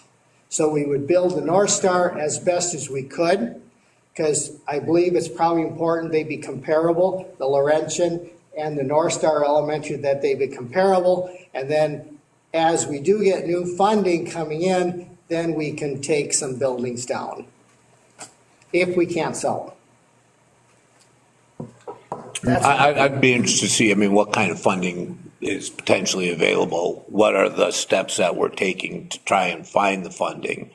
Because that would play a role in my thought process. Knowing that that money is not going to be in the bank when we say, yeah, go ahead, start. Yes, and Director Solberg, ask me that question in about a week, and I'll have a much better answer for you. Perfect. Should we have a working session on that topic before the special meeting, if we have to have one on something like that, or? I believe this topic is going to come up, and if you decide to have a meeting on the 4th, it would not surprise me if this is not part of that conversation on the 4th. I really before the 4th. Maybe, yeah. The 4th is a Friday. We're not going to have a meeting at 5 o'clock on a Friday. Whatever that Thursday is. Third What's is the the- third? Is that The 3rd is a Thursday. third? That's the day. It's also state, You have to have your deadline is the 4th. My son's golden birthday, Sammy Boy, By the 4th. born on the 4th. Yeah, you could, if you don't want to meet Friday, then. Thursday is probably the better. Well, ask, you're the board. When, do you want to meet on the 3rd? You guys don't want to hang out with me on Friday night? Matter to me. I won't be available. I'll be down at the state swim meet. 3rd is does not work for me. Going to be on the 3rd? No, On the 2nd? I think we'll probably go down on the 2nd. I can do the 2nd. I can't do the 3rd or the 4th. How about the 1st? Wolverines will be playing the section championship on the 2nd. The 1st. Possible. Right. Night. Would Monday be the 1st? Monday's the 28th. 28th? Yep. Can't do that. Good. My birthday's the 27th. I'm going to Fargo. That was our regular board meeting anyway, the 28th. I mean, I don't know why it got changed. does the 7th, I mean, if Either. it went after the weekend, unavailable, I does think. that make a big difference to you or not? Pardon me? Does the 7th make a big difference in the scheduling? Because not a lot's going to happen over the weekend, if we can. 7th would be preferable of all those dates for me. Monday the 7th? Monday. It'd work for me as well. We can make it work. What we would do is we would produce the shop drawings anyway, Yeah, original meeting? as paper's cheap, and get those ready over the weekend and wait for the answer on Monday. So the 7th works for you? We'll make it work. We'll make School it work. board, the 7th at 6? Would that be a special meeting or can it be a regular meeting? We'll look at the official way, so we legally. That'll do be it. a special meeting. It would, yeah, because our regular posted meeting would be the 2nd. 14 and 28 would be your regular meetings. In either, we still publish the agenda 3 days ahead of time. And I mean, for me personally, 5 is, at 6, I just stay at work an hour longer. Me too. So we'll call a meeting on Monday the 7th then. Set it up. At 5 o'clock? Is 5 o'clock good with everybody? Sure. And for me. For me. Thank you, gentlemen. Before we move off, There you go. Yeah. yeah, go ahead. Is it safe to assume that we can rule out options 1 through 4 and just leave 5 and 6 on the table for right now? Is that a safe assumption to make? I don't think we want to commit to spending 2 million more than we have. Right. Just kind of want to know that I don't have to look into those anymore, put any Because more time. what we'll do is we'll tailor this back down to that, so you have that packet. That way, when you meet on the 7th, you can be just looking at that narrowed view. And to add on to any new ones that come Yeah. up May, too. may surface. Sure, yeah. Before, Go ahead. Go ahead, Polly. I've been kind of waiting to, All right, go ahead. but you can go ahead. I just said, hopefully by then, at that meeting, we'll have an update on where we're at, looking for additional funds for construction. Yes. So, all right. Like Noel said, probably within a week. Okay, very good. Have some information. Polly? Yeah, I just wanted to interject, the conversation is concentrated around looking for additional funds for our needs, whatever they are, freeing up some for building and/or money for demolition. But the flip side of that is, I think we're concentrating on extra funding or new funding or help in funding so we can demolish those buildings. The flip side of that is to put more effort and into finding reuse for those buildings. And that would free up that demo money too.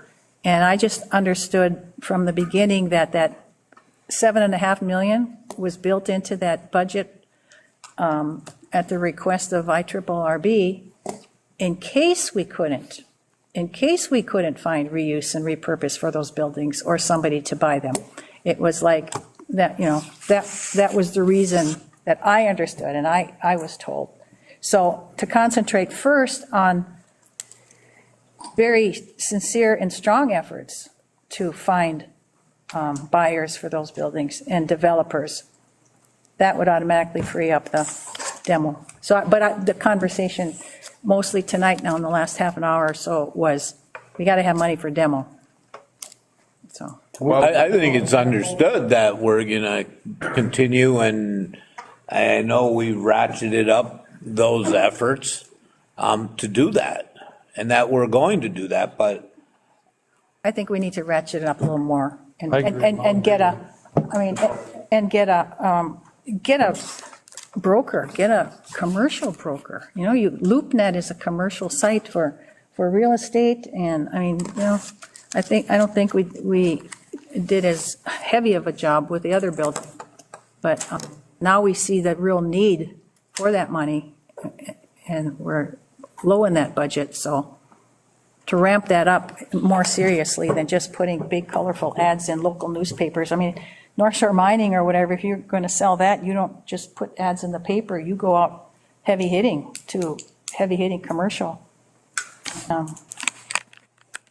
means for sale, so. But then, you know, and then on the flip side of that, you know, as Matt has said many times, and as a Facebook site that I got called Abandoned Minnesota, I mean, there's always schools on there, you know, I mean, there's always schools that sat and were vacant, and I mean, is it a tough sell? Matt, you work for an agency and know that. Interrupt, do we have any more questions for Carl Sanderson?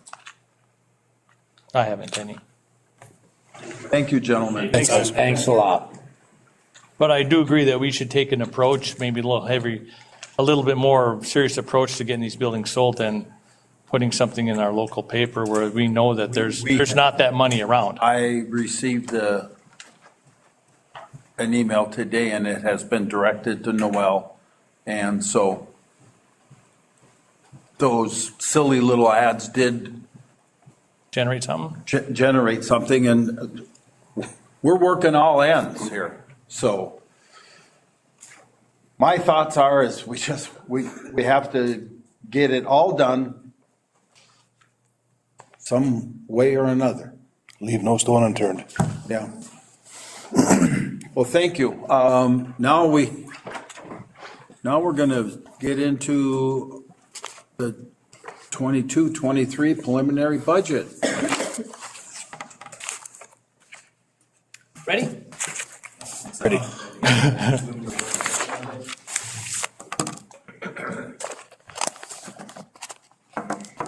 Come on, Mike. Is this going to make? I can start with just kind of. I doubt it. Yeah. I'm hungry to starving. I can start. This is very early preliminary information. And did not release the 23 revenue projection model. So I used last year's and put in the information that I know of as today to give us the best rough estimates that I could. Contract increases are still estimates. We're not done yet with those.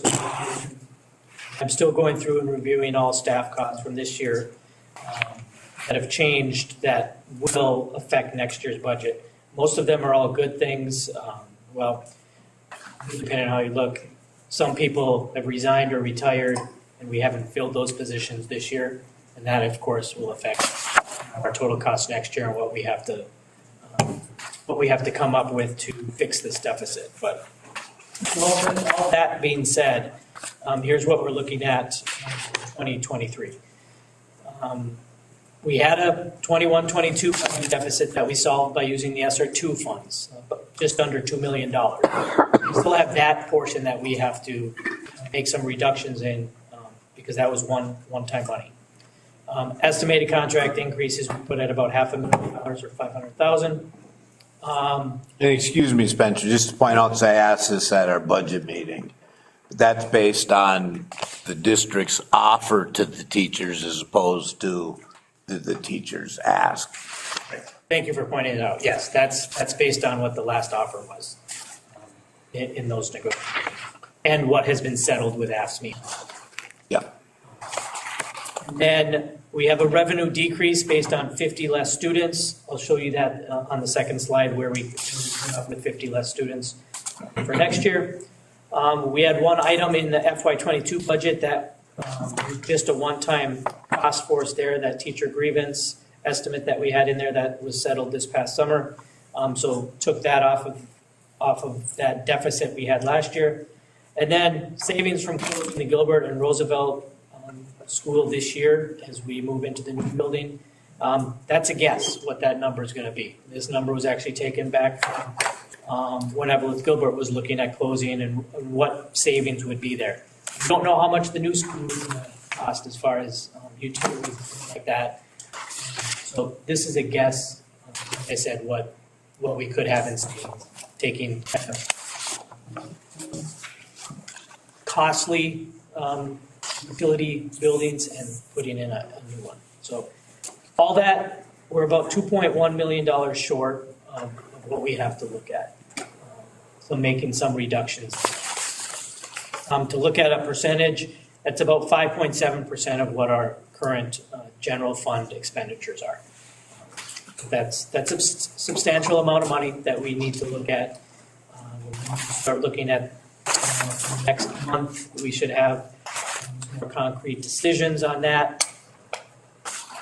Some revenue options. I know we've talked about revenue options for construction. Here's some revenue options for us for this deficit. We do still have ESSER 3 funds that have not been earmarked. We're still working on that because we wanted to use it for FY23. You can also use some of those funds for FY24. So those have a couple more years that we can use them for. So there's a possibility we could use Finance 160 and 161. Also, since those came out, there was a new one this year called the Enrollment loss, and we were able to access $85,000 in those funds. So we do have $4.5 million to help. If we want to offset some of it, if we want to make reductions, so we have some options to look at. So can I ask, where does the funding for the pandemic enrollment loss come from? Is that from the state or federal? That was from the state of Minnesota. I'm not sure. They may have received from the feds. They passed that on. And that was a formula based on how many students you lost. So every district accessed it based on that. So I guess the question is, how did we get there? Or how are we in this place? We talked about it last year at this time about the deficit that we had for the 21-22, and we decided to use the ESSER funds for that. If you look at that next slide, Mike, it's kind of our enrollment. And I looked at the enrollment of the combined school districts prior to the pandemic, which was 18-19, and we're at just under 2,600 students. The first year, 2019-20 of the pandemic, we're still right about 2,600. We actually went up 12 or so students. Then that first year, 2021, we came in at 2,470, so we're down 99 students, about 3.8%. Now this year, when we look at what enrollment was on January 10th is when I did this, we're down another 127 students. To get to my estimate for 22-23, I used the state ratio from MDE. We look at what our history is of taking kids from kindergarten to first. How many do we retain? And then first to second and so on. And you can see what those ratios are there. And that's how we got to that estimate of 50 less students next year compared to right now. So overall, that's 276 less kids in just, 3 years, really. That's $2.7 million. That's kind of where we're at. We're looking at making a reduction of 2.1. I know what came up at the Finance Committee was, how does that compare to our neighbors? Where are these kids going? A lot of these kids are going online or to moving because parents lost jobs, or they're going to open to new there. There's many different places they've gone. But I did look at our neighboring districts and how did they compare between 2019 and 2021. Those are the only two things I can look at this point. I don't know what they have for 21-22. That's not readily available to me on the website. But between those 2 years, to compare to, we lost 3.8% of our students. They were at a combined 4.9% amongst the county district, Hibbing, Masai East, Mount Iron Buell, and Chisholm. All of those combined were at 4.9. So it's not just a Rock Ridge issue. It's really us, plus I think it's statewide. I think the big winners are probably the online school districts. They saw what it was like online and maybe opted to do that. I think the next step here is we've got to come up with some scenarios to help what we're going to do with that 2 million. What reductions can we make? Some will be based because we have 276 less students. Some will be made because of class sizes right there, and what are those? And I think we're going to go to a finance committee next, kind of bring those, and then the plan was to bring them to the school board on the 14th, the school board to see it, not make any decisions, and then give another 2 weeks to maybe look at those, change them up after we get feedback from the whole school board, and bring that back the end of March to maybe make decisions at that time if need be. There's some huge drops in seventh and eighth grade between 2021 and, that's huge drops. And part of that maybe, I think Marquette just opened up the 7th and 8th grade. Right. Yeah, so if you look at the drop, I mean, it's going to be diagonal from, the 170 down to 169. Oh, Yeah, you gotta look at it diagonal. there you go. Okay. That's the same kids moving.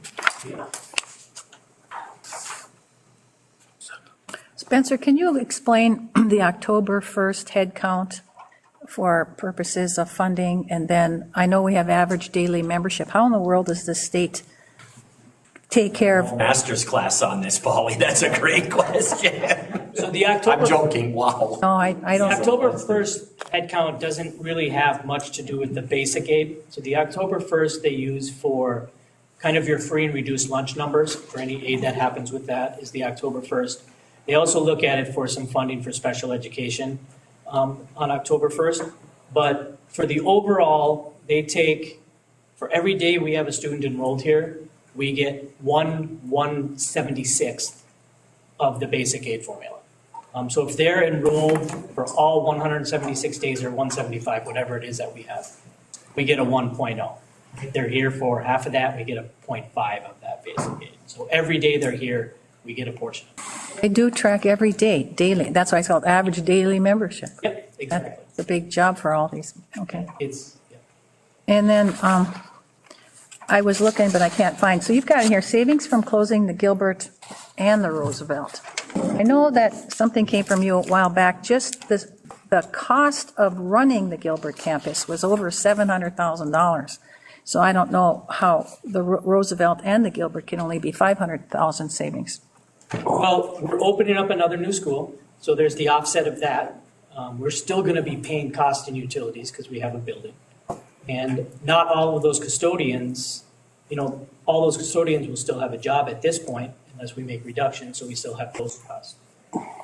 So this is a guess, like I told you. I know. I just saw two numbers that are about $200,000 apart just for on site. We're going to keep the buildings heated Yeah. in hopes that we do sell them. Yeah, but that's temporary. And then how in the world are we deficit spending by 2 million and now another 2 million, and we're using ESSER monies of 2 million to cover things? I mean, what things are we spending the most money on? I mean, if I were, I'd like a budget of the whole meeting, but what are the top 10 things that we are spending money on? Are we spending money someplace that we shouldn't, or we could do better at, or what? 80% is staff. I know that, but That's the big one. after that, The question is, how are we spending $2 million more? Well, the last two budget cycles, I know we've brought reduction recommendations to the board, and 2 cycles in a row, the board decided not to make those reductions. So then, if you have a $2 million, the next year when you add all the increases in insurances, in wages, you just multiply that deficit.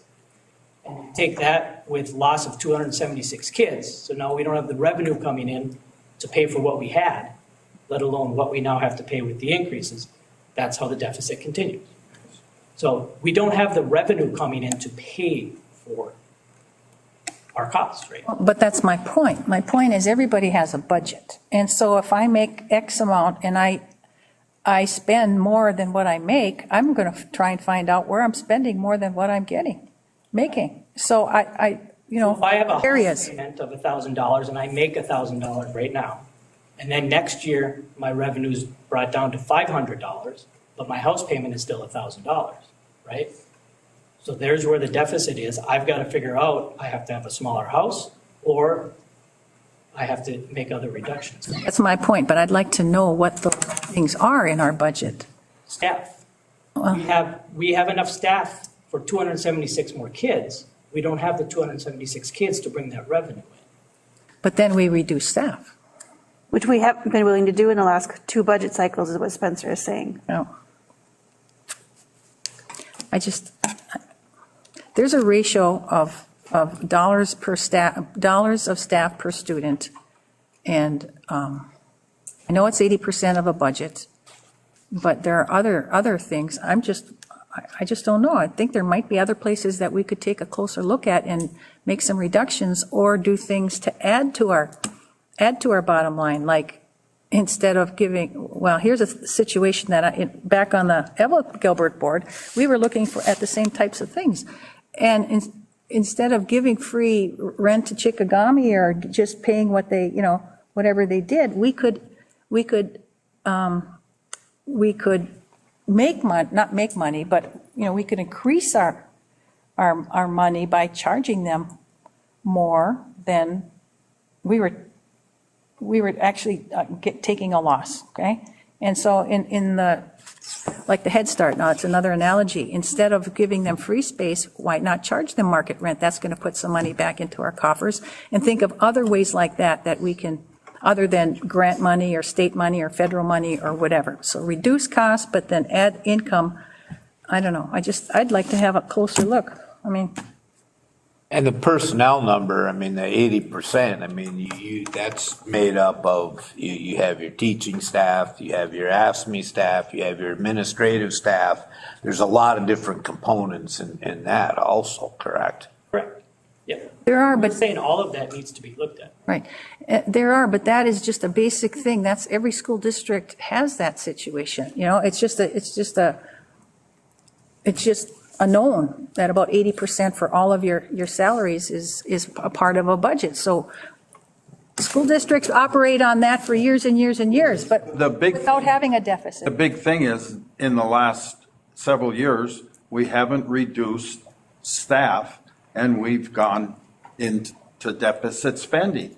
And then COVID comes, and now we have less students, but we still have the same number of staff. And when you do that 2 years back to back and you lose that many students, you're in a world of hurt. But Tim, you know what? I'm just saying, we got $4 million of ESSER money, and so that frees up COVID money, that frees up $4 million of our money. If you spend money, $4 million is a lot of money. If you spend the golden goose egg this year, how are you going to pay for next year unless you cut? I think we acknowledged that the last time that we agreed that we were going to use some SR funds to cover our deficit.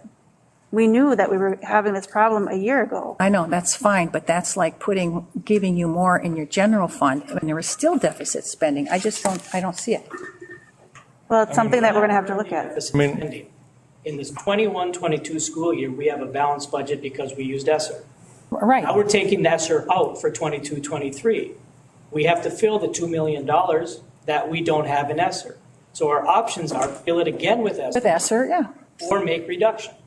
Or a combination. But if we utilize ESSER funds and don't make any cuts, come a year from now, we'll be double and worse. Right. No, and our situation can be better in a couple of years too, okay?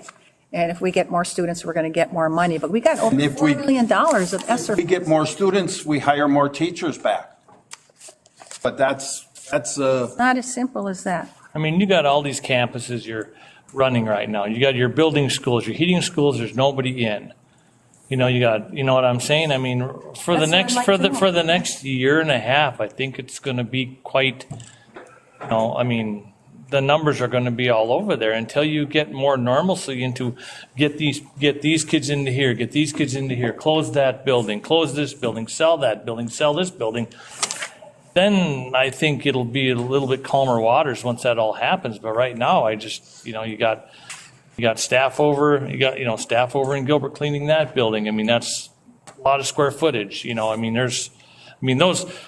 those people leave in Gilbert, they got to go somewhere. When those kids go over here, that staff has to, and I'm saying it's. We're operating now without having this construction, the kids and the staff aren't there. We probably have, heating bills and everything for that, but we're operating on not a transition right now with those extra costs, and I know exactly what you're saying. Those are the things I'd like to know. Why are we over budget? Why are we having to find more money? I think Spencer's just explained it. I just pretty clearly believe that it's just the staff and the salaries and the staff and the benefits. Are you alleging that there's some? I'm not, Stacy. Just asking. Okay. I just would like more detail. Keep it. Look at her. Your tone is. She said I'm alleging. Come on. I asked you, Polly.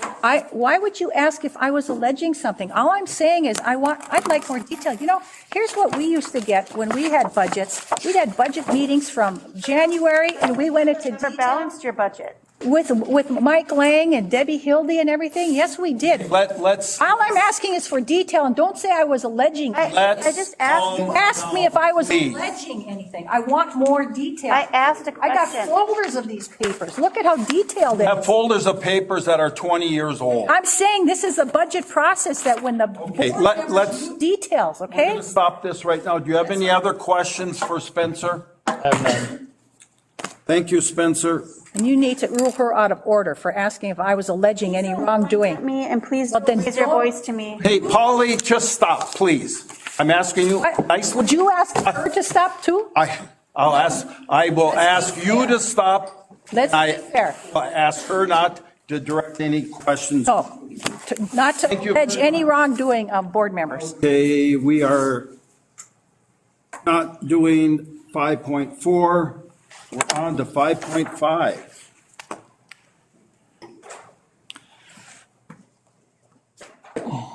Thank you, members of the board. I am up here to give you an update.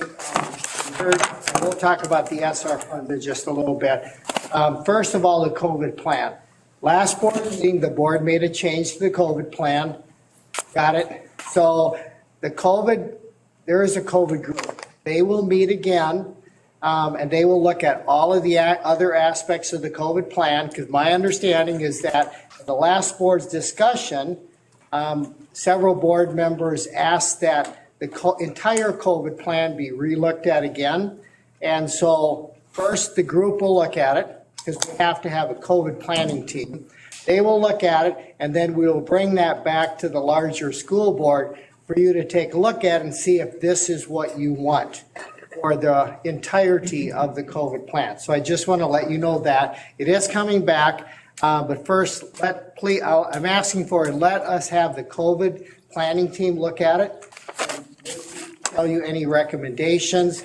It's not going to be about going back to mass. I'm talking about the rest of the COVID plan. There's a whole bunch of other things that are in the COVID plan. And then we'll bring it back to the full board, and then you can say A or nay as far as what you want to do. Any questions on that process? Second one, this is related to COVID. You heard Spencer talk about SR3 funds coming up. Now, the first thing is, the SR funds, you don't have them. They're not here yet. There is a plan we have to fill out, send to MDE. MDE has to approve that plan and let us know that they approve of spending the money in this way. As part of that plan, there are certain things that we have to do.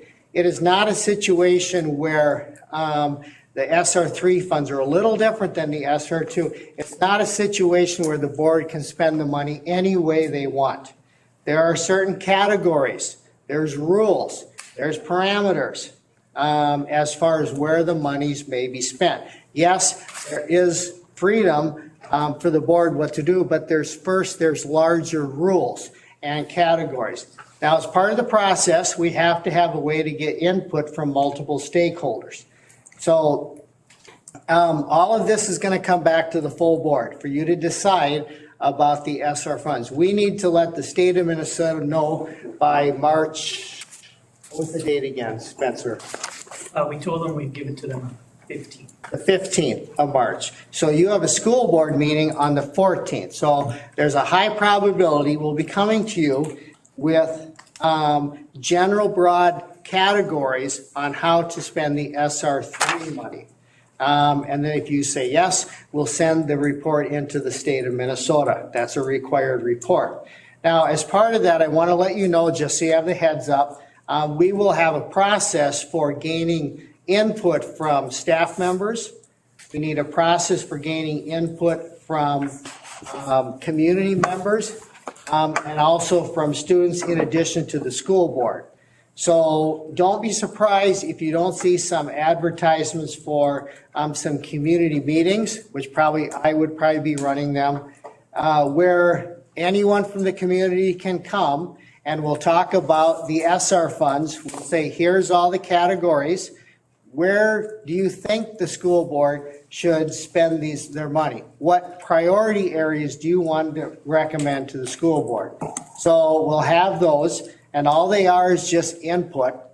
You're the final determiner of those. And so we'll gather all the data from all the staff, from all the community members. You'll see all of it. We'll show all of it to you as far as this is what these folks recommended. And then the ultimate decision will be yours as far as where the big categories you want to spend those on. Now, by the 14th, you do not have to say, I want to be very clear on this, you do not need to say, we want to spend X dollars this next year and then X dollars the year after that. We have to spend them within three years, but you don't have to specify exactly how many dollars you're spending each year. That you can decide a little later, but we do need to get the plan into the state of Minnesota. So that said, I just want to make the board aware of it, that we will have that process to give you feedback so you can take a look into that and take that into consideration when you're making your decisions. Any questions from the board on the SR3 funds and the process for getting input? So for those conversations, I think it'd be helpful to know, and Spencer made a list, had an ongoing list for us already of what we've spent our ESSER funds on, what our balances are left. And I think that would be helpful going forward to see those types of things and those examples for either the same things or different things. So I would ask that maybe an ongoing list. Spencer, if there's anything above and beyond what you already gave us. Okay, thanks. And yours is very easy because you spent the bulk of the SR2 funds on 1.9 million plugging the budget from last year. That's where the vast bulk of your SR2. You might have some other miscellaneous items, but nothing anywhere compared to the money that was spent plugging. I just remember seeing on your list, Spencer, too, is that, and rightly so, a lot of salaries were charged off with ESSER funds, like for Jeff's stuff and technology and probably some secretarial and administrative. So all those that would come out of our general fund were charged off to ESSER funds, and so that helps us a lot. And I'd just like to see more detail on those types of things. That helps us a lot to offset the 90 kids. Right, yeah, see, so there's detail. Any other questions from the board? Super. Okay, thank you. Thank you. Okay, we'll move on to item number 6, administration 6.1. Consider approval of the request from the Evelyn Area Community Foundation for donation of items found in the Evelyn Gilbert High School to the EACF Preserve and Display with the City of Evelyn. I'm going to excuse myself. Thank you. Make a motion to approve. Support. So we have a motion by Matt. No, motion by John. Oh, sorry. I'm thinking him because he's leaving. Motion by John, support by Stacy. Is there any discussion? We have to make a little amendment to that because something that's in here is that mural in the Franklin, and that actually belongs to the federal government. Have we seen any proof of that? No, yeah, I know that you've mentioned this before. Do we have any? Yes, we do.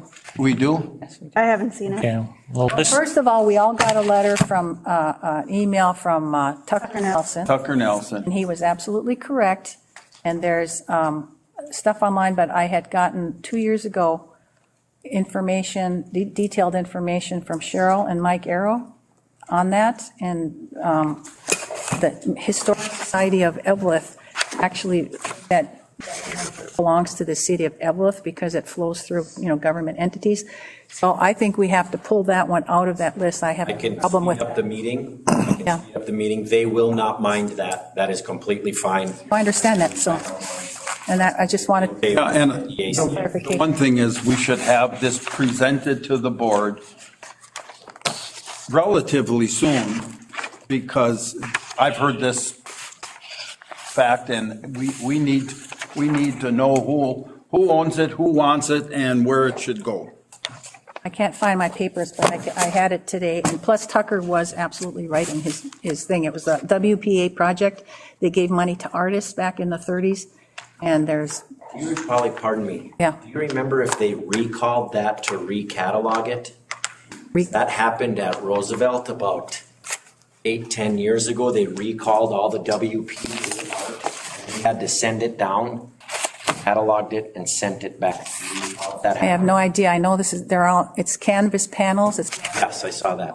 but I was just wondering if that triggered any memory of it being. Cheryl Arrow would know. Okay, so we have a motion. I can amend my motion to withdraw that mural. And I'll support. We'll withdraw the Evelyn mural from their request. That motion is amended by John and Stacy. All those in favor signify by saying aye. Aye. Aye. Opposed? Carried. Thank you. I know that they appreciate that. Willie, we need For more. to put you right on top. Consider approval Yeah. memorandum of agreement between Southwest State, Minnesota State University, and Independent School District 2909. So moved. Support. So we have Stacy, support by, that was you, Bill. Yes, sir. Any discussion? No further discussion. All those in favor signify by saying aye. Aye. Opposed? Carried, 6-0. Let the record note that Matt Schoberg left, so we are now have 6 board members here. Meeting announcements. The next board meeting will be on March 7th at 5 p.m. We said 5, correct? Yes. Okay. The next regular scheduled meeting will be on March 14th at 6 p.m. here at the Administration Building. We now will, Is that a working session? The working session, right? which one? The 7th? 7th. The 7th? No, 'cause No, the the- 7th, you're going to be making, A special meeting. you'll be making a decision.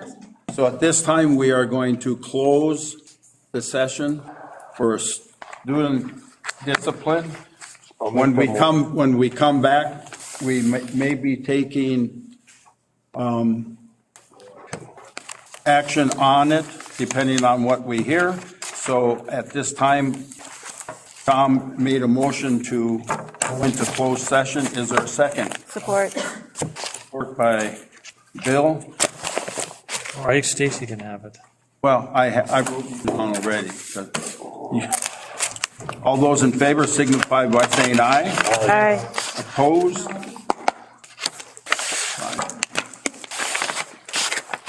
So we are going to go in closed session in 3 minutes. That'll get everybody a chance.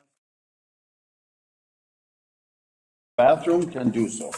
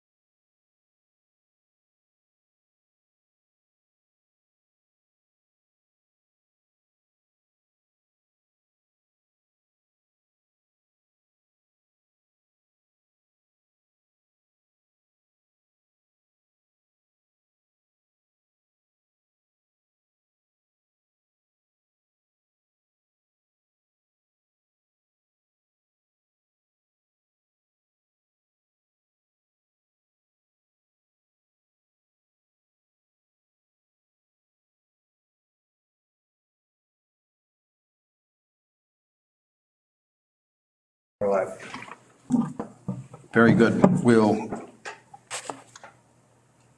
need a motion to come back into our regular session. So moved.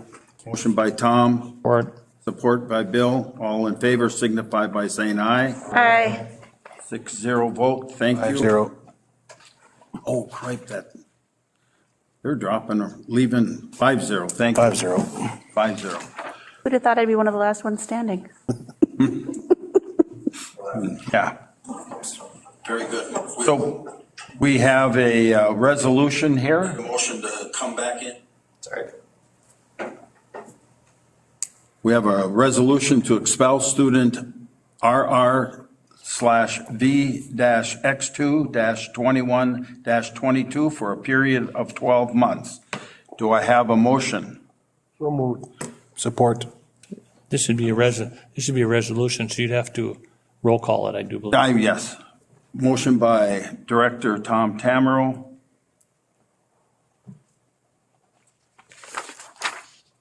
The second was by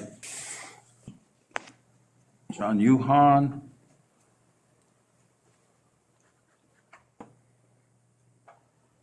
Without any discussion, we'll do a roll call. Bill Addy. Yes. Stacy, I have a hard time with Stacy Schultz. Yes. Tom Tamero. Yes. John Yuhan. Yes. And Tim Reardon votes yes. It would be a 5-0 vote. Dated today, 2/23/22. At that, I will ask for an adjournment. I'll move. So moved by Bill, support by Tom. At 7:28 PM, all those in favor signify by saying aye. Aye. Opposed? Carried. Thank you all. Thank Go. you.